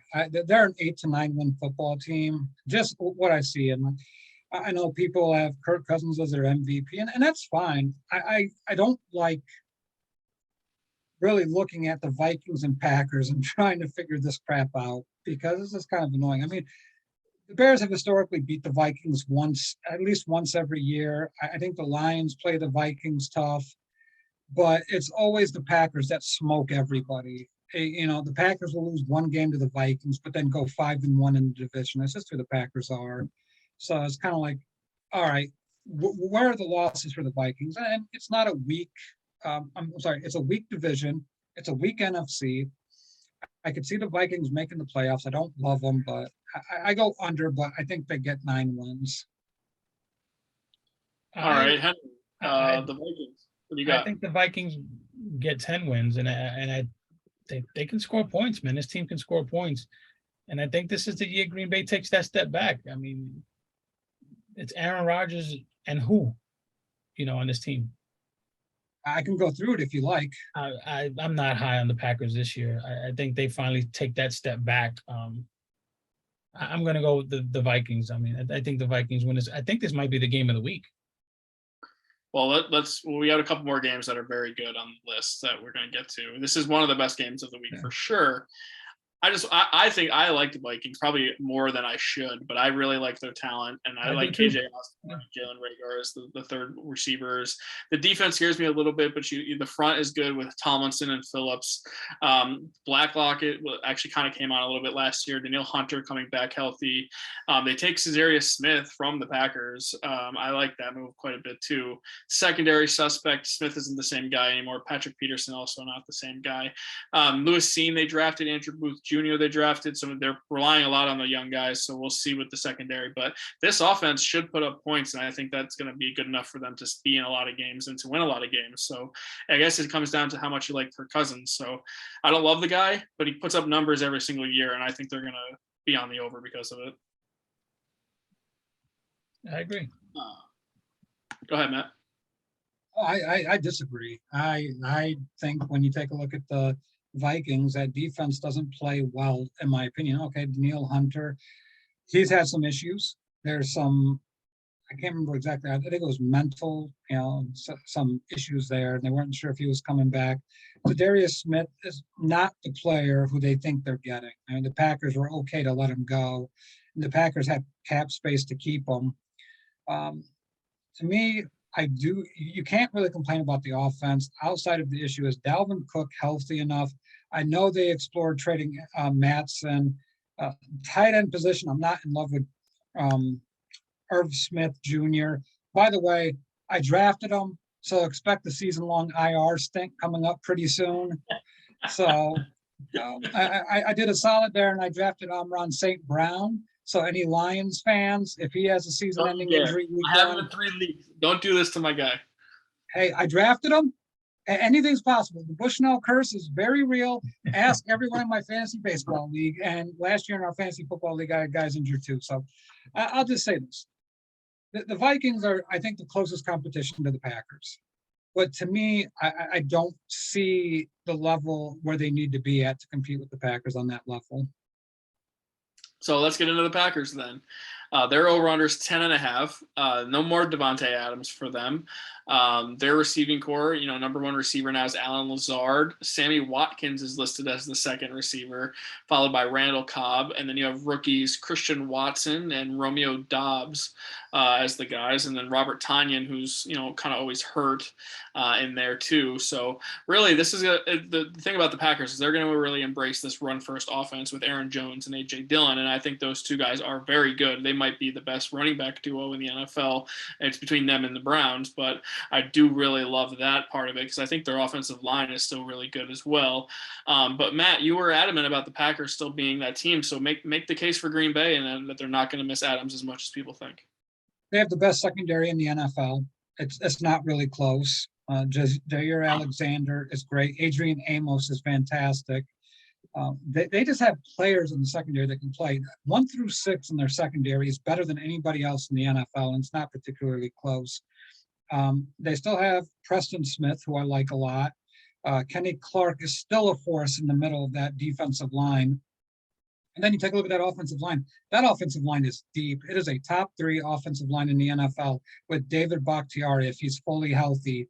It is a stalwart. You're not going to be able to get to Rodgers. And then I did another solid for all NFC North fans. I drafted Aaron Jones. So we could expect maybe a season-long IR stint after week 1 as well. So, and then I'll say this, Romeo Doubs may be the best receiver on the Packers right now. That is a guy I would not sleep on. He has been burning teams, and him and Rodgers have developed this connection. It's going to require a lot of work, but I think out of the wide receivers, the Packers have the worst situation in the NFL when it comes to wide receivers. But you still got Aaron Rodgers. And like you said, Randy, the run game is going to be heavily present in this Packers team. Are they really going to run first with Aaron Rodgers just coming off of an MVP though? Yeah, why not? So. Yeah, why not? They did it last year. They might have to by default because that wide receiving core is ass. Yeah, right now it is. But you got to see how Christian Watson develops and how Romeo Doubs develops. I like Lazard a lot. Maybe I'm in the minority, but I think Lazard is legit. He's a big body guy. And I remember, look, who was Devontae Adams? Looks like Matt froze on us here, Henry. Yeah, he was about to say something ridiculous like who was Devontae Adams before Aaron Rodgers. So Zoom just cut him off because Devontae Adams, you can make an argument, saved Aaron Rodgers' ass plenty of times. But I guess Bushnell will be going over 10.5 on that, and we can check back in before we make the game predictions. But what do you think of 10.5 for the Packers, Hank? I tell you, I think this is the year they take a massive step back. I think I'm going to take the under on that one. I'm not a fan of that wide receiving core one bit. Yeah, see, to me, I think they're a good football team. Don't get me wrong. I just don't think they are division favorites by far, and also, number 1 seed in the NFC by far, like they have been the last few years. So I do think that they're a 10-win team, but by this metric, that means they would go under. Bushnell is now gone from the broadcast, so I wonder if he's going to be returning. So we're going to continue on and roll through this, and if we can check back in with him, we will try. But the line on this game, Hank, we're looking at Green Bay -1.5 and in Minnesota. And I got to say, I don't know what it is about the Vikings. I just really, really like them this year. And I think they're going to make a statement right here, right off the bat, and they're going to beat Green Bay at home. What do you think? I agree. And I think they're going to do it pretty convincingly. I'm going to go 31-19 Vikings. Yeah, I just think I think Justin Jefferson is going to be potentially offensive player of the year kind of guy, and he's just going to be like this year's Cooper Kupp, who's going to put up insane numbers and just be uncoverable. He's going to be in the end zone doing the gritty an awful lot. So, and I know the Packers secondary is great. I still think Jefferson's going to kind of have his way with them. So Black Cooper Cup. You see, I started talking nice about the Packers, and the internet was like, "Nope." Pretty much what we said. You were about to give us some, Devontae hate, and you just got cut. Yeah, they're like, "Nope, you cannot do this." We're not doing that. I'm going to take the Packers to win 24-23. All right, look at that. So Henry and I higher on the Vikings than Matt. Matt's still all in on the Packers. So let's see if his internet connection will allow him to continue with the show after that. Okay, potentially. All right. So you talk about game of the week. I love that game. This game coming up might be my favorite game, and maybe I think higher of the Arizona Cardinals than I should. Okay. I was gonna guess, but that wasn't my guess. What were you gonna say? I thought you were gonna go Tampa Bay, Dallas. So that's the America's game of the week, whether we all want it to be or not. So that should be a good one. It's just, to me, I'm so interested to see the Chiefs this year and what they look like without Tyreek Hill. But they do have to play the Cardinals, who I guess it could be a potential disaster scenario in Arizona. So let's start with the Cardinals. Their over-under sits at 8.5. No DeAndre Hopkins for the first 6 weeks due to a suspension. So what do the Cardinals do? They trade for Hollywood Brown from the Ravens, I should say, and they gave up their first round pick for him. And I don't necessarily think Hollywood Brown's worth a first round pick, but I think in the offense he could have potential, and I like him even more when Hopkins comes back. But I don't know what to make of the Cardinals early on. 8.5 seems like a steep number, but the NFC is not that good. So at the same time, it's interesting to see what they could end up with. But the Kyler extension with the homework stuff and that embarrassing situation, I don't have feelings about Arizona, Matt. You're no longer an Arizonian, but you're tied. You're interested in the team still, and I'm going to tag Corey in this segment. But what do you make at 8.5 for the Cardinals this year? I think they go over. I think take a look at the NFC West. I think it's one of the best divisions in football, minus that one team up north in that state of Washington. The Cardinals have some stuff to prove, though. I think the 49ers have a better roster, and I think the Rams do as well. So I think it'll be an interesting matchup, but I think the Cardinals can do some things this season that will go a long way. I think Hopkins is going to have a big comeback when he comes back. Hollywood Brown's going to have to be huge. And I don't know if it was a Lamar Jackson factor. Maybe this really helps him expand his role. But I get confounded with their running back situation. They kept James Conner, who seemed mostly like a red zone type of option.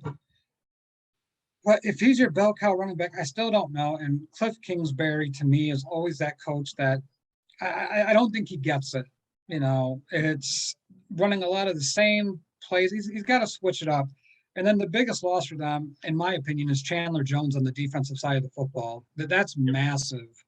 And I know Isaiah Simmons was a high draft pick they've had, but there's some things here that Arizona's got to get right this year, or Cliff Kingsbury and Steve Keim might not be around after this one. That's why I don't have a great feeling about it. 8.5, I don't have great vibes around it. Henry's team in your division. Last year they started off undefeated. I think they were 8-0, right? They were the last remaining undefeated team. I can't get the look of Kyler's face out of my head when he faced the Rams in the playoffs, and it looked like Aaron Donald was a ghost just torturing him, and he could not be more terrified. That look on his face, I'll never forget. So I don't love the Cardinals, but they always do this thing where they start off decent and then they fade off. I kind of feel like it's going to be the opposite this year when they get Hopkins back, but I still don't know if I love the 8.5 number. Henry, what do you make of the Cardinals this year? I think you guys nailed every single point that I was even thinking about. Big loss with Hopkins. I think he's a big security blanket for Kyler. For years we've been calling every other wide receiver the best wide receiver in the game, and it's been Hopkins for like 5 years, right? Kyler Murray's a good quarterback, but the homework stuff, getting smoked in the playoffs, choked a couple times. I'm shocked that they did not go out and add depth to the running back core. You know, is James Conner really, is that legit? What we saw last year, that comeback season that he had, is that legit? I mean, is that, you know, maybe he had a break and he can't, I just can't see him as the everyday back. And Benjamin and Darrell Williams, that doesn't scream like a nice depth of wide receivers there. So I'm not a fan of their wide receivers, running backs at all. So I think the Cardinals take a step back this season. I'm going to go under 9.5. And they still have to play the 49ers and the Rams in that division. So it's 8.5, by the way. 8.5. I'm still going under. Yeah, I'm going under. I think 8 is the right number for them. And I think Cliff is in real trouble this year. So we'll see what happens with the Cardinals. Now, on the flip side of things, the Kansas City Chiefs, different feel coming in this year. They obviously they blow the AFC title game to the Bengals. They had a commanding lead at halftime, and they completely blow it, unlike anything I've seen from them. And then they trade Tyreek Hill. They just said, we're not going to give you that big contract. We are going to move on and become a more balanced team. And they gave that money to some offensive linemen and some defensive players, and decided that, we were obviously one-dimensional, and teams figured out how to defend them last year because of it. So I think this year they tried to become more balanced, and I think they did. Their number sits at 10.5. Hank, I feel like, if I can read you correctly, your energy on hating Aaron Rodgers is slowly transitioning into hating Patrick Mahomes. So I expect you to say under here. Actually, no, I'm actually a fan of Patrick Mahomes. I just think, and I've said this many times, I just think the way his career has taken off and how he's perceived has kind of been changed based on a few things here and there. I think we kind of look at him a little differently if he loses that game against the Niners and they don't come back again. But he's fucking Patrick Mahomes. He's probably the most talented, all around quarterback in the league. I mean, there's no hating that the guy is. He's very likable. Outside of him speaking, because he sounds like fucking Kermit the Frog, but he's very likable. You hate him and Garrett Cole. What do they have in common? He's a talented player. He extends plays. I think losing Tyreek Hill though is a massive, massive blow. Say what you want about them being balanced or not. Pat Mahomes running around and creating space and time, and Tyreek Hill just fucking the Jaguar that he is. He's throwing that ball up, and Tyreek Hill's going to always come down with it. That security blanket is removed. Now, I get it. I feel like there's 1,000,001 wide receivers in this league. It feels like there's so many good wide receivers, right? So they balance out. Yet they have Marquez Valdez-Scantling. They have Juju. I get it. They're very balanced, but there's something about that home run swing that Tyreek Hill gives you that. They still have that with Kelsey. Kelsey's that, blanket. He catches every fucking thing. But down the field, man, you need one big play to score in 10 seconds, 19 seconds. We've seen it for the last 4 seasons. He's going to Tyreek Hill. He throws that bomb. Tyreek Hill outruns everyone, still catches it in 10 seconds they're scoring. I'm not a fan of them trading that guy, man. I think that was a big, big mistake. That 1-2 punch was something amazing to watch. So I like what they did with like replacing Hill with Juju. I think he's more of a possession guy. It's not the same kind of player. Right. But I'll say this: I've been the leader of the running backs don't matter campaign for years now. If Tyreek Hill doesn't matter, maybe we need to evaluate how much wide receivers really matter in the NFL. Like if the Chiefs offense comes out and they're the same and they don't miss Hill at all, maybe we just need to figure out maybe if receivers are held. Wide receivers matter. I just think we have so many talented wide receivers in this game that a lot of them are, plug and play, but Tyreek Hill is not a plug and play type of dude. I agree. He's different. I didn't love his hands. I don't think he had the greatest hands ever, but his explosiveness and his ability to change the game in one play is certainly unique. Big playability. Yeah. Matt Bushnell, you are the biggest Chiefs fan. That's not actually a Chiefs fan that I know. Their over/under sits at 10.5. Henry, did you pick 10? Did you pick the number, by the way? I picked over. Okay, 10.5 in probably the hardest division in the NFL in the AFC West. I don't think they've ever won any less than 12 games in this era, so it's hard for me to say under. So I'm also going to go over. Matt, what do you think of the Chiefs, the new look Chiefs, in 2022? I'm going to go under. When we talk about that division, it is such a meat grinder at this point. Every one of those teams is better. I mean, defensively, offensively, the Broncos got infinitely better by getting Russell Wilson. The Chargers got Khalil Mack to pair with Joey Bosa. And if Derwin James is healthy, that is about as good of 3 defensive players you're going to get on the field at once.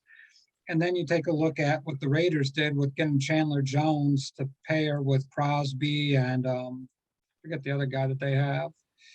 But all these teams outside of the Chiefs, like, we need to get to the passer. How can we get to the passer more efficiently? Go get Khalil Mack, go get Chandler Jones. And it makes a difference.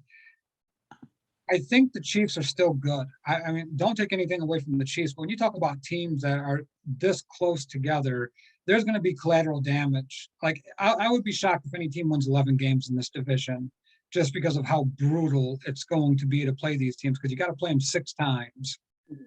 So I take a look at the Chiefs. I like McCole Hardman a lot, and I think that's the name people are forgetting here.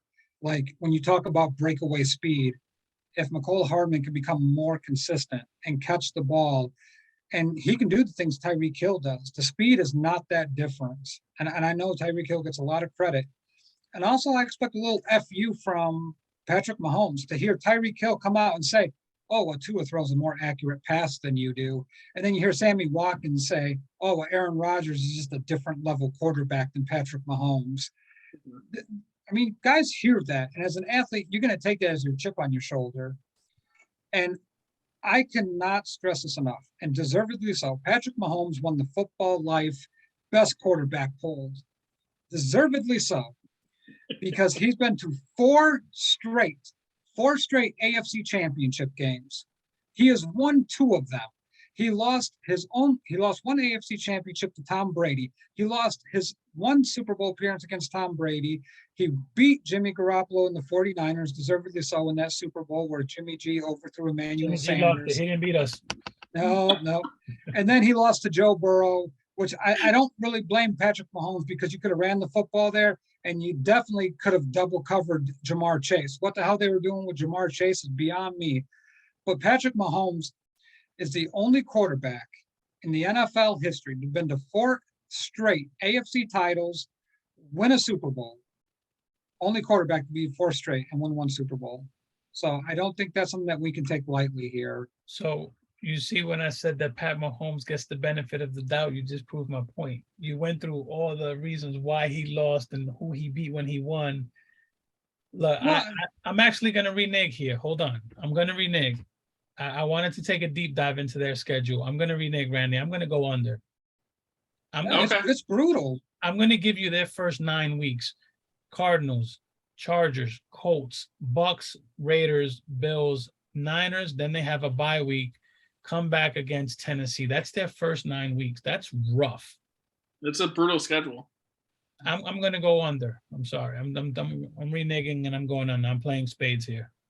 It's tough. It's a tough schedule. Yeah, I'm still going to go over. I still think they're the cream of the crop. I think they have the best quarterback in the NFL, and I think that they're out to prove themselves once again. Now for this game, the Chiefs in Arizona, they are getting 6 points against the Cardinals. I think I'm going to take the Chiefs to win and to cover. I think they win by a touchdown. What do you guys think? They're in Arizona, right? Yep. Yep. Chiefs cover, win and cover. Yeah, I think they cover as well. That's a big number on the road, but I think they cover. All right. I think it's going to be a long day for the Cardinals defense. That's all I'm going to say. I just don't think they get to Patrick Mahomes. Yeah. Sleeper pick, by the way, Isaiah Pacheco, the third guy, running back. That's the 3rd on the depth chart for the Chiefs. I really like him a lot. They're going to use him very creatively, and I just think Clyde Edwards-Helaire stinks, and this guy's going to end up taking his job by the end of the year. So Fantasy football agrees with you, because Pacheco's going really high in some drafts. Yeah.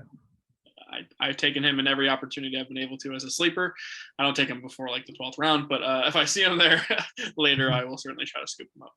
All right, now our last 4 o'clock game, we're going to start cruising. We're already at the 3-hour mark. Jeez, I mean, we're really plowing. We're getting all a whole season's worth of shows out in one go here. We're going to do this as quickly as we can. I'm the one that's got to work at 4 in the morning, so I hope you guys are good. We're going to go now to the Las Vegas Raiders They are hosting the division rival Los Angeles Chargers. I always have to make sure I say these correctly with teams that move to different cities, so I don't have to put any money in a jar. But the Raiders season outlook, Matt Bushnell. Actually, Henry, I'm going to start with you.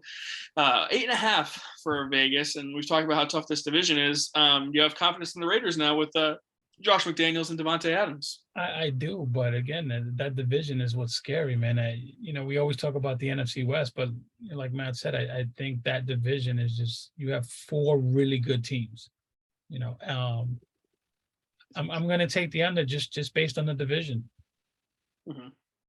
Yeah, it's going to be tough. I think the defense is a little suspect, although they did get Chandler Jones, and they took Randy Gregory from the Cowboys. So I really do like the front that they have, but the rest of the defense is a little suspect to me. So they're going to have to put up a lot of points to me. I love Derek Carr with Davante Adams, though. Me too. And I love that they've been friends and they played in college and he recruited him. I love all that. Matt, what do you think at the 8.5 number? I'm going to take the over, because I don't think you can understate the matchup issues teams are going to have with Darren Waller and Davante Adams. That's going to cause a lot of issues, even for teams in the division like the Chargers and the Chiefs and the Broncos. So I really like what they can do there. I like Josh McDaniels. The system's going to be so friendly to Derek Carr. And I think Josh McDaniels has learned. I know a lot of people hated this hire and they didn't think he deserved another one after he backed out of Indy in the Denver situation. But I think age makes you wiser. So I think it's something that Josh McDaniels will be able to learn from and build from. And I think with Chandler Jones, it makes a big difference on the defensive side of the football. So I like what they have here. So I'm going to take the over. I agree. I'm going to take the over at 9 because I have a prediction about the playoffs that I'll make once we're done with the week 1 slate. So I think the 9 wins is the spot for Vegas. I think they're going to be a very fun offense. And look, I don't love McDaniels, but you can see the impact being felt in New England already without him there. So that has some value to me. And maybe he's not the best Belichick disciple. None of them are very good. But I think this is his actual second chance. This is as good as any with the talent he has all over the place. And don't sleep on Hunter Renfrow as a guy who's going to eat up targets from Derek Carr, because Adams is going to draw a ton of attention and Waller is going to draw a ton of attention, and Renfrow is going to be the guy scooping up all of the slants and the curl routes, dump offs from Carr. Hot take: Hunter Renfrow leads the NFL in receptions this year. I think that's a hot take at all. I think that's definitely on the table. And to Henry's point earlier, great wide receivers. Renfrow is one of them. I love his route running ability. He has great hands. So love me some Hunter Renfrow. Now on the Chargers side of things, a lot of teams a lot of people, I should say, are all in on the Chargers. Very talented team. Hard to find a bigger Justin Herbert fan than me. And look, they added Khalil Mack, they added JC Jackson. I think they have drafted pretty well since they've gotten Herbert. So I think this team is poised and ready, but I can't help but to forget. I'm not going to forget about that last game of the year where they completely choked against the Raiders and ended up praying for a tie for a chance at the playoffs. Like, they stepped on themselves over and over again, and they can't seem to get out of their own way, no matter who is on the Chargers. It'll be Phillip Rivers, now Herbert, but their over-under sits here at 10. It's a big number. We talked about how tough this division is, and I'm just going to say I think this is a push. I think 10 is the exact correct number for the Chargers, and I think they go 10-7. So I think this is the first time we've had one of these in the show. 10 feels exactly right to me. Matt, what do you think of the 10 number for the Chargers? I'm going to take the over.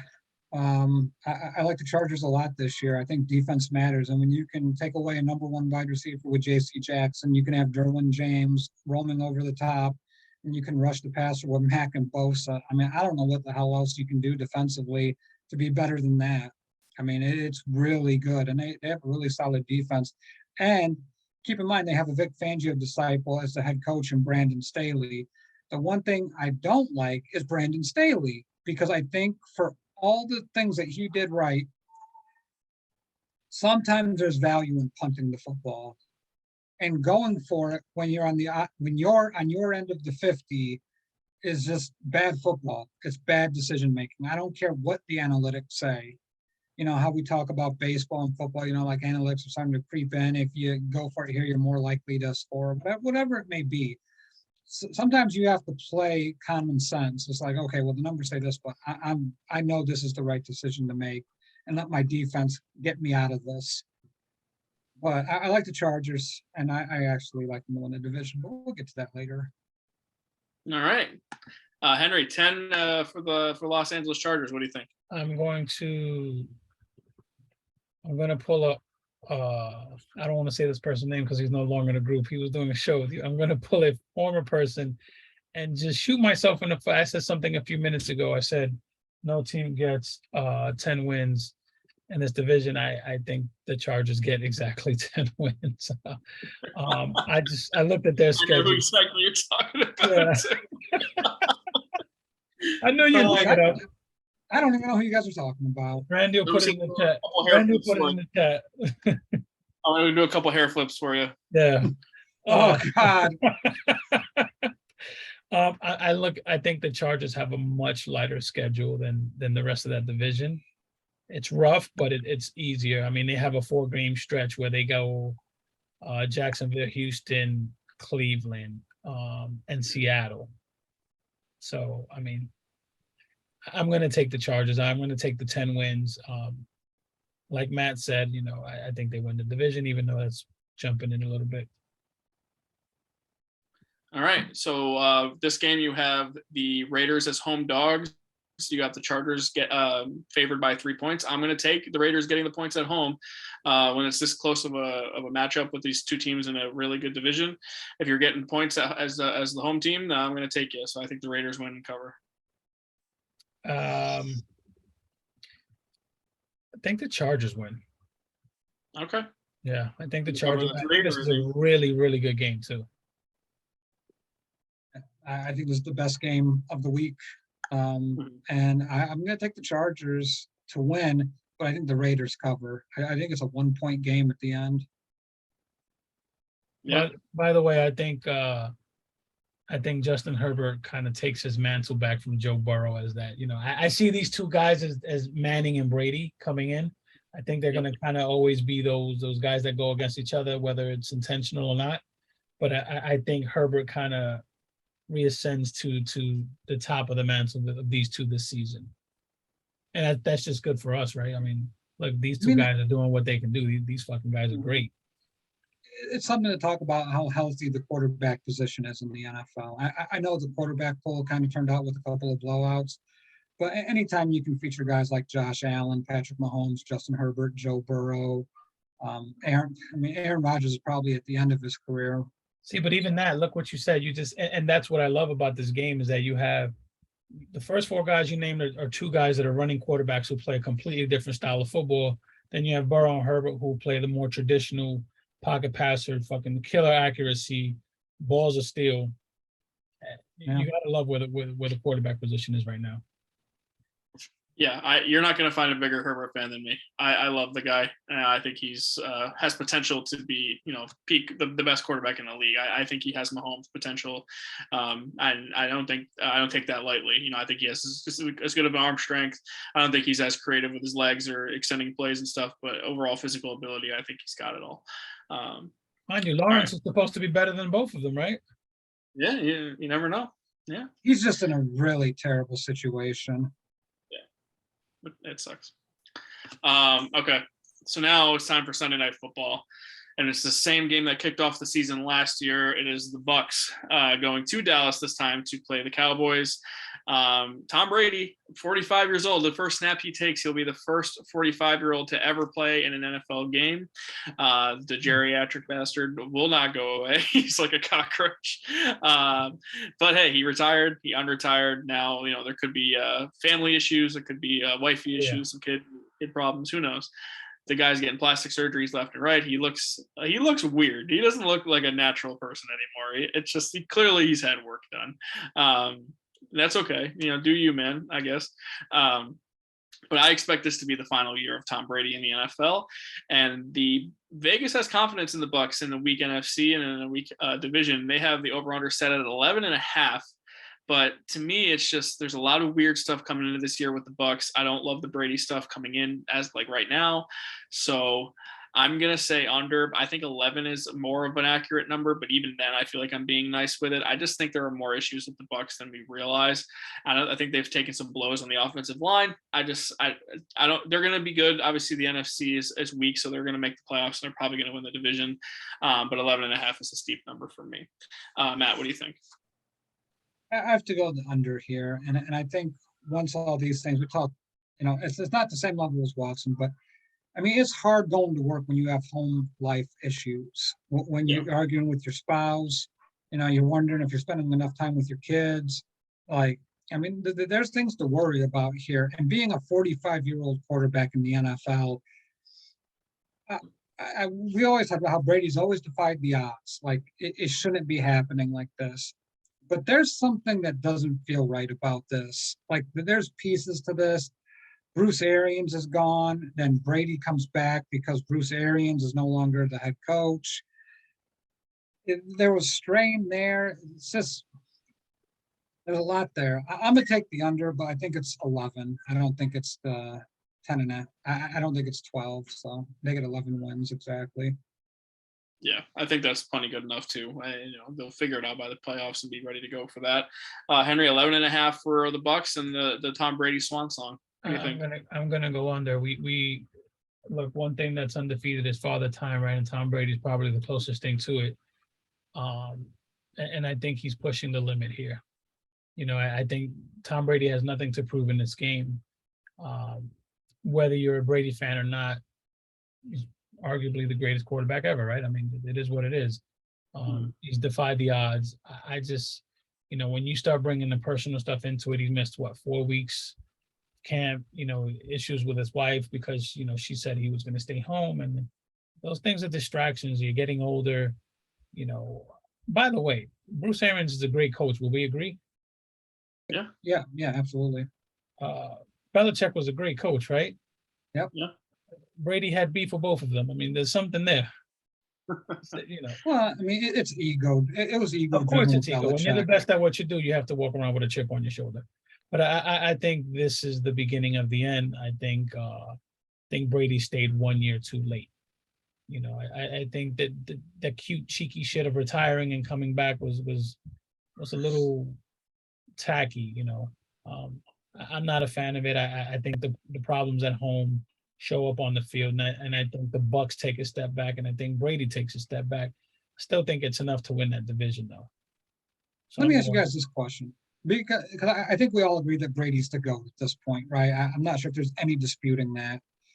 I mean, I'll always jockey for Peyton Manning, but I mean, yeah, that makes sense. Well, let me ask you guys this: did Michael Jordan coming to play those 2 years with the Wizards hurt his legacy, you think? No. Okay, so maybe this year when Brady comes back, it doesn't hurt his legacy, and people just kind of chalk it up to. Oh, it's going to be old age, but I think it's you always remember how guys end, right? Oh yeah. You want to go out on top. You want to go out on your terms, and something tells me that's not going to happen here. Whether it be injury, the fact that he didn't won a Super Bowl with the Bucks to me is enough, though. That was the stamp on. If you needed a stamp on the GOAT status, that was probably it, right? You got. He won the breakup too. Bill, unless Bill somehow wins without him, he won. But one thing no one will say, because those things they always come down to one person. He went to an absolutely loaded team. Of course, of course. But that will never be talked about. It was, hey, Brady left Belichick. He won. Belichick hasn't. That's that. Like you said, he won. He did go to a team that missed the playoffs the year before. I get it. So, but I think we'll remember how it ended, and I don't think my gut tells me it's not going to end well. Well, I don't think he'll be. Go ahead, Matt. It came out. Remember who is that motherfucker? You keeping that motherfucker? It was Derek Carr. Yeah, it's crazy. Everyone thought it was the Niners. Remember? Yeah, no, it was Derek Carr and the Raiders. Yeah. Crazy. That was crazy. He wouldn't have won a Super Bowl with them. I don't think so either. Not with Gruden, absolutely not. I don't think it'll be as bad. Like the last years of Peyton and the last years of Eli and Phillip Rivers, like they were brutal. Like they had no arm anymore. Yeah. Brady looks like he still can throw the ball. It still seems fine. I mean, if the line falls apart and he's getting pressured, it could get ugly for him. But overall, I still think he's not too different than what he was last year. I don't know, maybe the mental aspect isn't there. Maybe that same edge isn't there if he's going through a divorce or whatever it is in his home life. I mean, it's possible that at 45, it's not the same, but think these things seem to work out for Brady over his career. So I don't think necessarily it's going to be too much of a game changer for him on the field. Now on the Cowboys side of things, they're coming off of an NFC East championship. They had one of the most embarrassing Cowboy-esque losses in the playoffs to the Niners in the wild card round, which was hilarious. Welcome, America. Dak just forgetting how the clocks work. It was pretty awesome. They come into this year with the over-under at 9.5. And Matt, I guess this is a fair number. The NFC East is kind of booty. The NFC in general kind of stinks. But this team, no more Amari Cooper, no more Randy Gregory, questionable offensive line. Dak, is he the guy? I guess he's getting paid like the guy. But overall, there's real doubts on this team. I think 9.5 is a fair number, but I'm not sure that they get 10 wins by any means. I'd be probably, honestly, more inclined to say that they go under. Yeah, I'll hammer the under here as well, but I think they get to 9 wins. But I mean, what position would you say that they're infinitely better than the Eagles? I mean, Running back. That's it. Yeah, that's what I would think. And I know a lot of people are going to say, well, what about Dak over Hurts? Well, Hurts has a different skill set. Hurts can hurt you in a different way. So, I would say Micah Parsons. That's the clear one for me. Yeah, I don't that's think a good one. a pass rusher is Micah Parsons. I know some people will say secondary because of Tavon Diggs, but let's not piss off Tommy. We don't have all night. Somebody tag Tommy. I actually like Diggs a lot. I think he's getting a bad rap actually overall because the guy he does allow a lot of yards, but it's like how Tommy looks at those stats like interceptions and pick sixes. Other people are just looking at yards. Like you can't look at those in a vacuum and judge this player because he does allow only a 52.4% completion percentage, which is 4th in the NFL among all DBs. His quarterback rating his rating when quarterbacks throw to him is in the 50s, which is 3rd among all DBs. So there's something to his game. I think he needs to be a more well-rounded cornerback, and I think it's there, but I think he's getting better. There's a lot to love with Diggs. I just don't think there's a lot to love with Dallas. I love CeeDee Lamb. When we talk about wide receivers, what's after CeeDee Lamb? Michael Gallup, Jalen Tolbert. I mean, there's names. Gallup's also out for the first month. I like Schultz, but he's not, in the top tier of tight ends. He's fine, but he's not like the greatest thing ever. And honestly, their best running back is their second string running back because Tony Pollard is better than Ezekiel Elliott at this point. So, and their starting left tackles is almost old as Tom Brady. I was just going to say, well, Tyron Smith got hurt, and they're clearly a different team without him. And then they signed Jason Peters to replace him, and he's not the same guy. He hasn't been that guy in 5 years. So it's interesting. I will say this. Peters was pretty good for the Bears, especially when you watched that 49ers game and he just totally annihilated Fred Warner. It was beautiful. All right, Henry. Dallas 9.5. Over under. What do you think? I'm gonna go under. I don't like Dallas's depth at all. And I think you hit it on the head.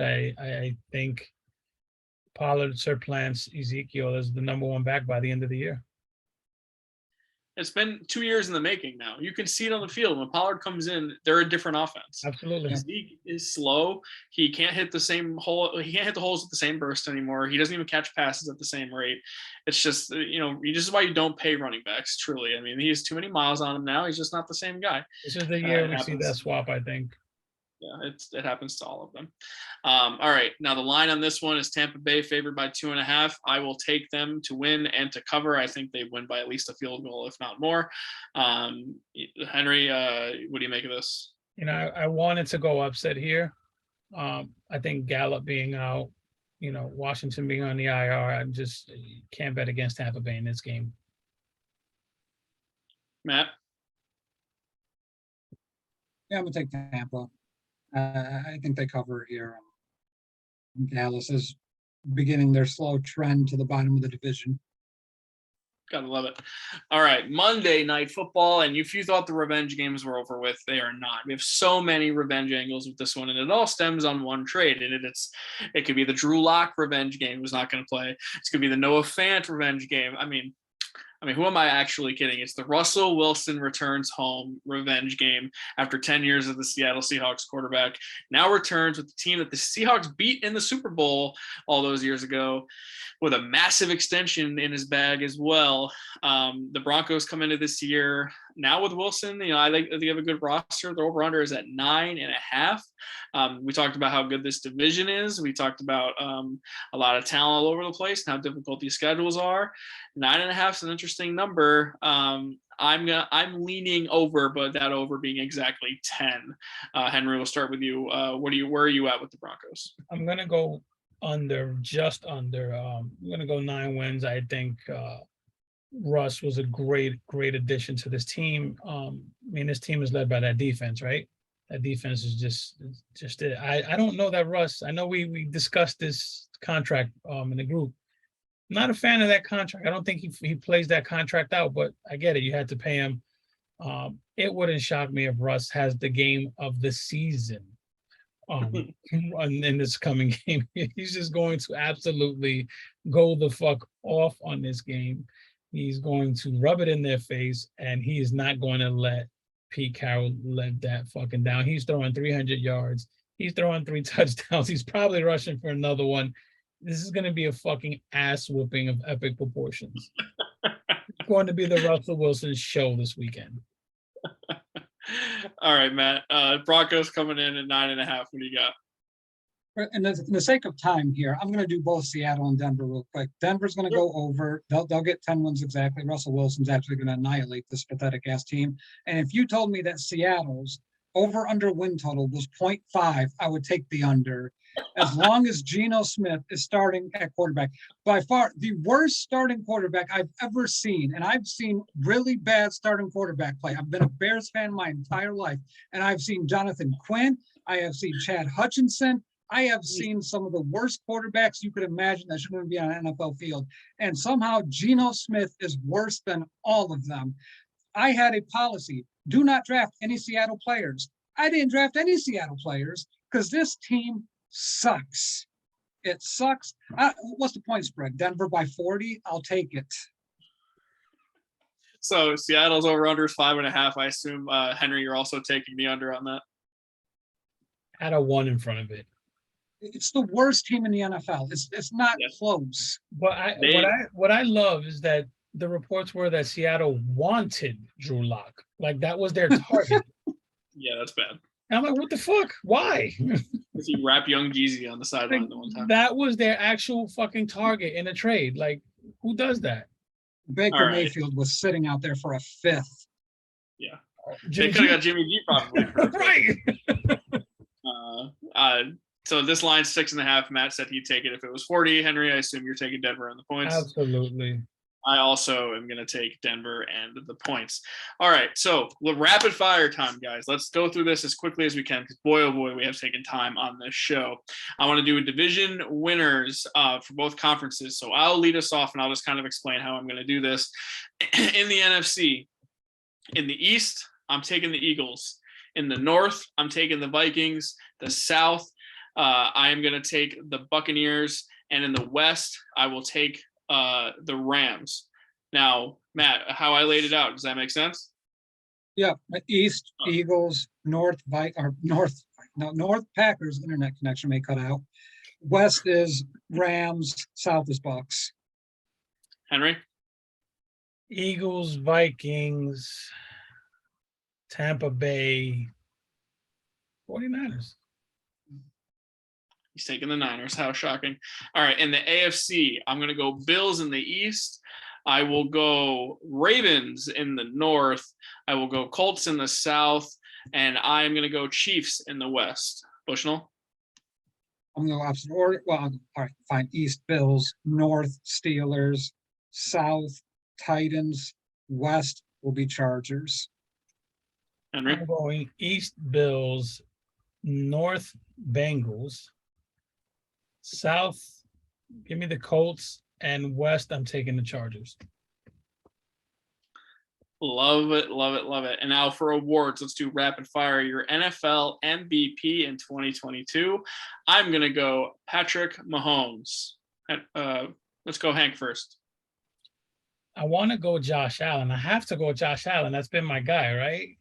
But I You've feel been- like everyone is picking Josh Allen, and every time everyone picks the same guy, it never happens.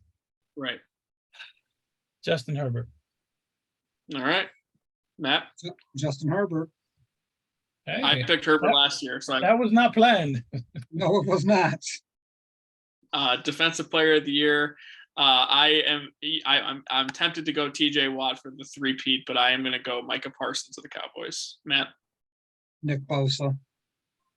Henry, So, mother. If you're listening still, I just bet against all these guys that they're picking. It's just that's the lock. Offensive player of the year, I'm going to go Justin Jefferson. Henry.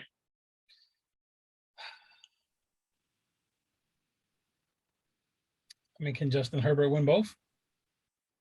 Typically, they don't. Yeah, typically they don't. So give me a wide receiver. A wide receiver. I'll come back to this one. All right, Matt. Jamar Chase. I should have picked Jamar Chase, but now it looks like this is a setup. I'll go Jamar Chase. Oh my God. It needed to. I did say it needed to be a wide receiver. Yeah, you did. You did.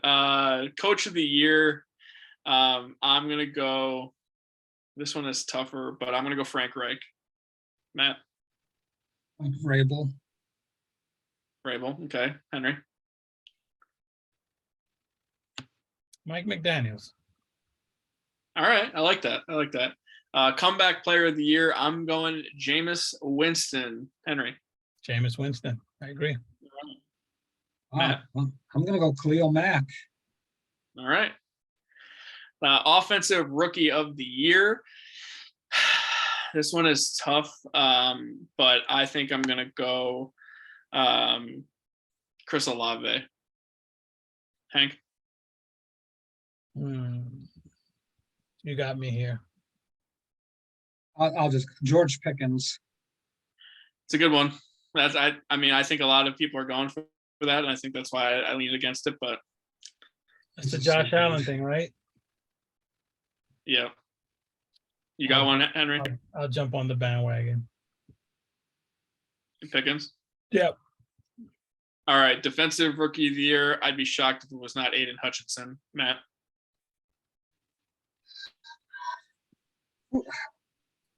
Jordan Davis for the Eagles, the big nose tackle. He's going to be so good. I'm so pissed that they have him. It's Hutchinson, and I think it'll be by a landslide. Yeah. Yeah. All right. So this has been a long episode. If you're still sticking around, it's time. I teased it in my video this morning. It is the Super Bowl prediction part. And honestly, I haven't really thought too much about this until this very moment. So I'm stalling a little bit. And normally I think a little bit about this, but there's obviously teams I think highly of than others. But I don't know. Does anyone have a Super Bowl prediction off the top of their head where they'd like to go first? Chiefs versus Rams. Chiefs versus Rams. I love that matchup. And you have a winner for us. Chiefs. Chiefs get the best of the Rams. Henry, you got one? I think Josh Allen keeps making that step. Bills, Niners. Bills, Niners. Damn. I'm so sorry, Western New York. I'm going to go Bills, Bucks, and Tom Brady walks into the sunset with ring number 8. Oh, God. Oh, tacky. Oh, my God. There's a lot of Bills fans who are not going to like that. All right. Okay. This has been, if you asked me how long the show was going to be, I would have said maybe 2 hours. We're at 3.5. It didn't feel like it. We had fun. I agree. This has actually been a lot of fun. It was so good to actually get to talk to you guys about football, do all of this. I think we touched on everything. Honestly, I don't think we missed a beat. And I still had in here bet update. I don't think anyone wants to hear about your White Sox at all, Matt. So I'm going to spare the people a baseball conversation at the end of the show. Not over until it's over. All right, well, Isaiah Kiner-Falefa was hitting grand slams. I think it's over for you, my friend. But He'll anyway, still win the World Series. Still out there. look, I don't know how often these are going to happen. I'm sure at some points during the season, we're going to come on and do a show. We all have a lot going on in our personal lives. I can't, and Matt, you can, and Henry, you can't either commit to doing these weekly or even bi-weekly the way we were doing this when we were, cooped up in our houses with COVID and everything. Stuff's gone on and changed since then. Still participate in the group. We'd love to still talk to you guys in football life. It just won't be in this same live format a couple times throughout the week. If you have questions, hey, reach out to one of us. If you have start a conversation in the group. We love that shit. That's how we keep the group going, is when we have members participate beyond just us, the admins. So Matt, you and I, we are football people. We love this stuff, and it's going to be different not doing shows every week, because the last few seasons we have done that. But do you have any parting words you want to say to the group members? Anything you want to just get off your chest before we say goodbye? I hear one more asshole say the Bears are going to be the worst team in the NFL, I'm going to boot your ass from football life. Henry, you're our fearless leader of the life groups. None of us would be here without you. So we greatly appreciate you doing this with us. Do you have anything you would like to say? I want to thank you guys. You guys carry the group along with Corey and Lucas, and you make sure everyone does an amazing job and has an amazing experience. Guys, if you don't have your friends and families in football life and they're football fans, you need to get them in football life. We have great conversations. We have fun messing with Tommy during the year. Tommy has fun messing with Jason with that one picture. We have a lot of fun. We troll one another. We talk shit. We have fun. Every group is just amazing, and you guys and the people in the groups are what make them. So thank you again. And I have a bet for you guys. Over under on 6 shows for the year. Bears get to 7 wins, it's going to be more than 6. Tricky number, right? Does it have to be just us? Like the two of us, or can we? You know what? That's a great idea. We can open it up to to other people. I will say over, because I think there are people interested in reaching out and maybe doing some shows. So I'll say over. Sounds good. But there are going to be content, and football is here. I'm so excited for it, and like I said, we can do some game threads. We already had some fantasy threads going on, and I love that stuff too. So I really appreciate all the participation from everybody. You make the groups so much better. So look, I got to be up in a few hours to go to work, but this was so worth it to do this. And this was awesome. And hey, any of you are in New England, you're going to a Pats game, hit me up. I live 15 minutes down the road. Even if I'm not going to the game, I'll come tailgate with you. I'll play flip cup. I'll play beer pong, whatever you want to do. I'll just grab an Uber back home and then sit and watch Red Zone the rest of the day. That sounds like a great time, to be honest with you. So on behalf of Matt Bushnell and Henry Maldonado Jr., I'm Randy Hammond saying thank you guys for tuning in. We'll talk to you guys in football life. Enjoy week 1.